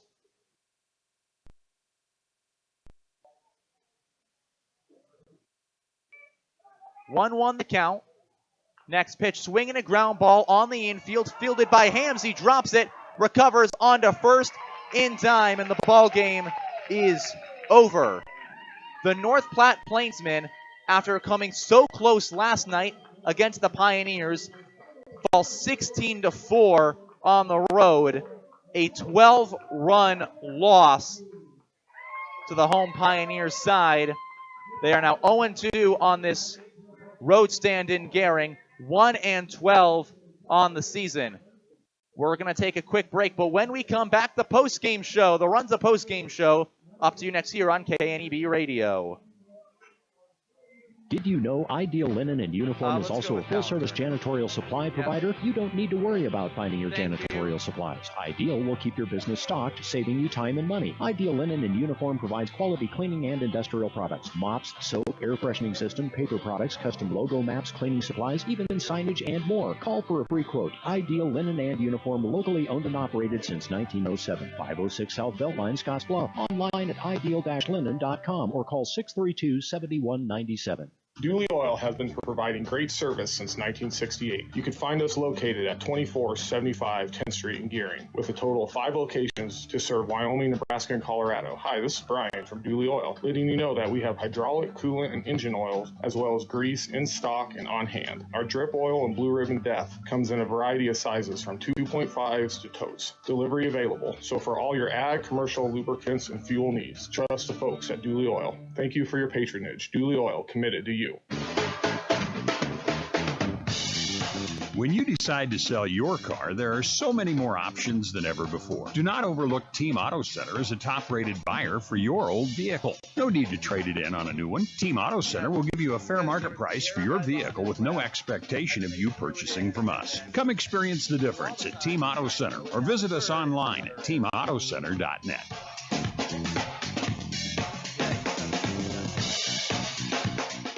Elo is turning 20 this year, and we plan to celebrate all year long. Since 2003, Allo has vowed to put customers first and deliver a drastically different experience. No matter where you live, work, or play, we believe you deserve an affordable, secure, and reliable connection. We're proud to have served our businesses and residents with seriously fast fiber optic service for 2 decades. Thank you for trusting Allo as your local internet, phone, and TV provider. Follow us on social media to know about the 20th anniversary celebrations in all our Allo communities. Do you know that Melbita has a gas station and convenience store? Let me tell you about it. They have both gas and diesel at their pumps. All the little odds and ends you might need so you don't have to run back to town. You can grab some bagged ice as you head out for the day. With their full breakfast menu served from 7 to 10:30 a.m. and coffee, of course. They also have homemade cinnamon rolls made right there. A varying lunch menu is served from 11 to 1. Stop by Highway 92 Pit Stop in Melbita. We'd love to get to know you better. Ready to step into home ownership? Platte Valley Bank can help you take advantage of every adventure. Whether you're building, buying, or moving up, we have the home loan to fit your needs. You have plans, goals, and dreams for your future home? Let our friendly mortgage lenders help guide you down the right path for the perfect home loan. You belong here. Platte Valley Bank, member FDIC, equal housing lender.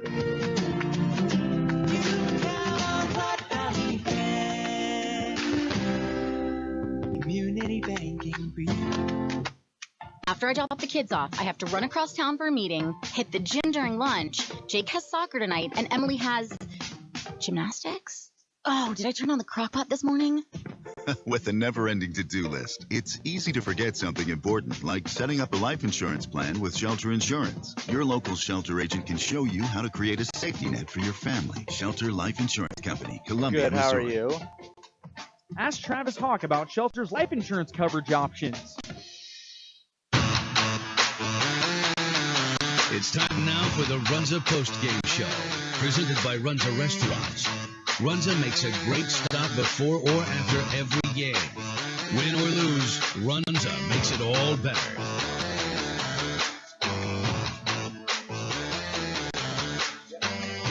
All right. Yeah, we gotta wait for this to...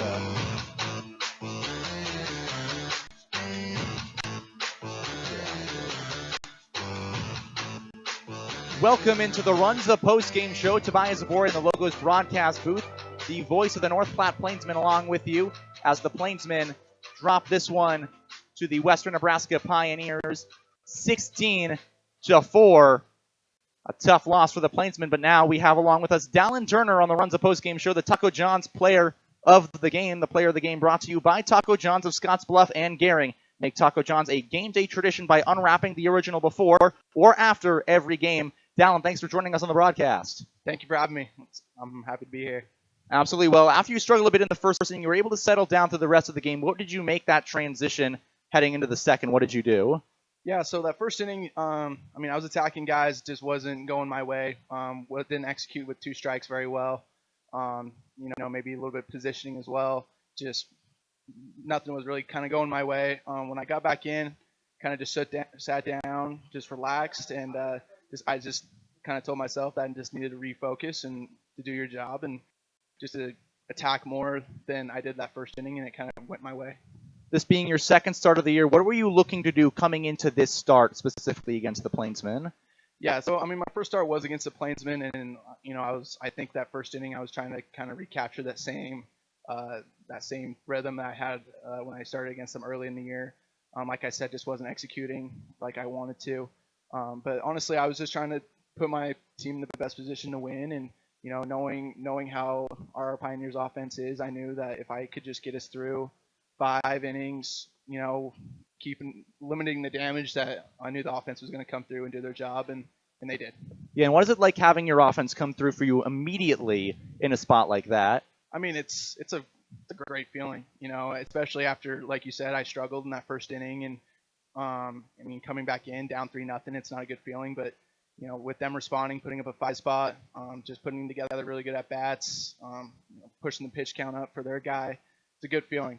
And it also helped me kind of relax and kind of take a second, just regroup and go back out there and do my job. All right, Dallin, last question I have for you on the Runza post-game show. What are you going to look to carry into your next start after this one? Just better focus. I think that's the number one thing I need to do, is just be a little bit better focus. going in and just continue to attack guys and just execute my pitches better. And I think if I do that, it's gonna show on the stat line. All right, well, Dallin, thank you for joining us as the Taco John's player of the game here in the Logos broadcast booth on the Runza postgame show. Good luck on your next start. Thank you. Absolutely, as the Pioneers defeat the Plainsmen 16-4 in Gering, Nebraska. A tough loss for the Plainsmen. Another one where a night after they had no errors, they commit 3, including 2 on one costly throwaway play, and it sets them up. And the big inning was what doomed them in this one. 5 runs allowed in the first, 3 in the 5th, and 6 runs in the 8th inning. One of the keys in today's game was going to be limiting that big inning, and that was certainly not what they were able to do. And for the Plainsmen, Justin Santos, who came on to start the game, had a fairly good outing once he settled down after the first, but that first inning set them off on the wrong foot. And after that, Hideyoshi Kawahara did everything he needed to, which was set their bullpen up for tomorrow's doubleheader. Speaking of tomorrow's doubleheader, we're going to take a quick break. When we come back, we're going to look ahead to tomorrow's Father's Day doubleheader between the Plainsmen and the Pioneers. Stay tuned here on the Runza postgame show. Runza doesn't like to think of themselves as just another restaurant in town. They like to think of themselves as part of the community. Runza, with locations in Scottsbluff, Gering, Chardon, and Alliance. What's your plan? Hi, I'm Kevin Carmody, Life and Health Producer at J.G. Elliott Insurance Center. Are you an individual needing life, health, disability, or long-term care insurance? Are you a business owner wanting to offer or enhance your group health and ancillary benefits? If so, give me a call at 308-635-2023. Together, we can build a plan that meets your needs today, tomorrow, and well into the future. J.G. Elliott Insurance Center, a Platte Valley company. Our producers know that running a successful operation these days requires having reliable service and quality products. That's why you know you can trust the knowledgeable people at Westco to provide you sound agronomic advice, aerial application, bulk fuel, lubricants, propane, tires, and other essentials to keep your operation running smoothly. Our priority is helping you succeed. Call or visit your nearest Westco location today. Westco. Service, solutions, success. Westco's your best value through and through. Right now at Viera Wireless, we're celebrating the season of our loving moms, our hard-working dads, and our new and hopeful grads. Show them appreciation with one of our best deals ever. Get half off any tablet when you buy a phone with a new or renewed line. That includes the latest generation tablets from Apple and Samsung. You can also get them a new Samsung Galaxy S23 on us when you buy another one with trade-in. For more information, visit your local Viera store today. Restrictions apply. See store for details. KNEB 960 AM and 100.3 FM. Welcome back. The Runza postgame show after the Pioneers take down the Plainsmen a night after a walk-off single, a sounding victory over the squad from North Platte, 16-4 at Oregon Trail Park Stadium. Tobias Zabori in the Logos broadcast booth once again, filling in for the voice of the Pioneers, Carson Trail, myself, the voice of the North Platte Plainsmen. Before we talk about tomorrow's doubleheader, let's go over a little bit of what happened tonight and start by recapping the first inning on both sides, because the first inning was the fulcrum point in this game. For the Plainsmen, it was when it looked like they finally had the Pioneers figured out. After last night's affair, where it kind of started all going North Platte's way until the very end, it was 2, 3, 4 singles in a row by the Plainsmen. All those 3 runs at the top scored, and they had a 3-0 lead. The only thing that kept it from being more, 2 straight strikeouts by Sam Bond and Trey Runge, which ended that frame. But for the Plainsmen, it looked very good as they had runners going. However, on the other side, Justin Santos, who got the start, did not perform his best in this game, and a lot of that came from his first inning of work. All 9 batters came to the plate. The only thing keeping it from them batting around was a strikeout on Coy Carpenter, and it was 2 leadoff walks and then a single to left field by Isaiah Gibbs that started. And for the Plainsmen, limiting the big inning has been easier said than done this season. The big key has been limiting the big inning, but in almost every single one of their 12 losses now to this point, there has been one big inning which has hurt them. The only one where it seems like there hasn't been a big inning, last night against the Pioneers at Oregon Trail Park Stadium. And then, from there on, Santos was able to settle himself down. The second inning, he faces 7 batters. The third, he faces 5. And the fourth, he faces 4. So he worked himself down a little bit, and it looked like the Plainsmen might have a chance to come back in this game. They kept putting pressure on the Pioneers, and Dallin Turner, despite leaving guys on, Turner left the game in the 5th inning, and they had the bases loaded with 2 men out. But what really was the turning point was the wild pitch turned into an out by Tucker Bond. When a team is unable to score on wild pitches and get runs across freely, that is when you know you are not having a great day. And for the Plainsmen, that was the highlight of it right there, and it only got worse from that point. 3 runs in the 5th inning by the Pioneers as if to cap that off and secure their win. And then the 8th inning, where they bat around, was the ultimate end to it. 6 runs in the frame, highlighted by the Isaiah Gibbs home run to right field, which made it a 16-4 ball game. We're going to take another quick break. When we come back on the Runza postgame show, we're going to preview tomorrow's doubleheader between these two squads. Runza doesn't like to think of themselves as just another restaurant in town. They like to think of themselves as part of the community. Runza with locations in Scottsbluff, Gering, Chardon, and Alliance. Be the envy of the neighborhood with the new Green Mountain Grill from High Plains Spas and Recreation. In addition to Green Mountain Grills, High Plains Spas and Recreation also has the pellets, cooking spices, rib racks, smoking shelves, covers, and other accessories, as well as replacement parts. If they don't have what you need, they could get it. Yep, get a Green Mountain Grill and be that neighbor that's always admired for the wonderful, yummy barbecue smells. High Plains Spas and Recreation, open 9 to 5, Monday through Friday, 1725 East Overland in Scottsbluff. Fender bender, hailstorm, couldn't stop on the ice in time? After everyone is safe, Scottsbluff Body and Paint should be the first call you make. There isn't a better shop in the area. Our highly skilled team is experienced at performing all auto body repair and paint jobs. Stop by anytime and speak to one of our technicians, and we'll do a full inspection to show you just how little our repair services will cost you. Our work is not complete until your car is safe and you're on the road again. Call today, Scottsbluff Body and Paint, 225-6408. Advantage Chiropractic and Acupuncture in Scottsbluff supports the Western Nebraska Pioneers, treating your chiropractic needs from newborn to 100 years old. Dr. Levi Boland can treat all your hurts, pains, aches, and injuries. If you're experiencing pain in your head, neck, shoulders, arms, mid, or lower back, or down your legs, call for an appointment today. Advantage Chiropractic is also fully certified with Optum VA. If you know a veteran that needs chiropractic care, call Levi today. Advantage Chiropractic and Acupuncture, 308-633-1425. Go Pios. KNEB 960 AM and 100.3 FM. Welcome back. The Runza postgame show as the Pioneers defeat the Plainsmen 16-4 in Gering, Nebraska. Tobias Zabori here for the final segment of this postgame show. We're going to take a look ahead at tomorrow's doubleheader between these two sides. It's going to be Bark in the Park Day at Oregon Trail Park Stadium. So if you haven't yet and you want to come out to the stadium, please get tickets for tomorrow's games. First game is at 3:35. For the Plainsmen, the big key will be forgetting that this game ever happened. Clear it out of your minds. And after some of these bad performances they've had, they have done a fairly good job. It looked like they were able to do that in their last tough outing against the Cage Rats when they lost 15-5. They went up to Aurora and took out all of their anger on the Colorado Tribe and won that game 12-1. On the other side, for the Pioneers, it's keep up the pressure and force more big innings. That's what doomed the Plainsmen today. That's what nearly doomed them last night, and then likely, if they're able to do it again tomorrow, that's what will do it. Now, the big thing for each team is the limiting the use of the bullpen. The Pioneers used 3 pitchers in today's game. The Plainsmen used only 2, and the good thing about that was, despite the struggles by Hideyoshi Kawahara and Justin Santos, they stretched both of them to go 4 innings each. With that, you now have your bullpen and your entire pitching staff ready to go tomorrow, with the exception of those 2, likely. And maybe if needed in the second game, they could go with Hideyoshi Kawahara.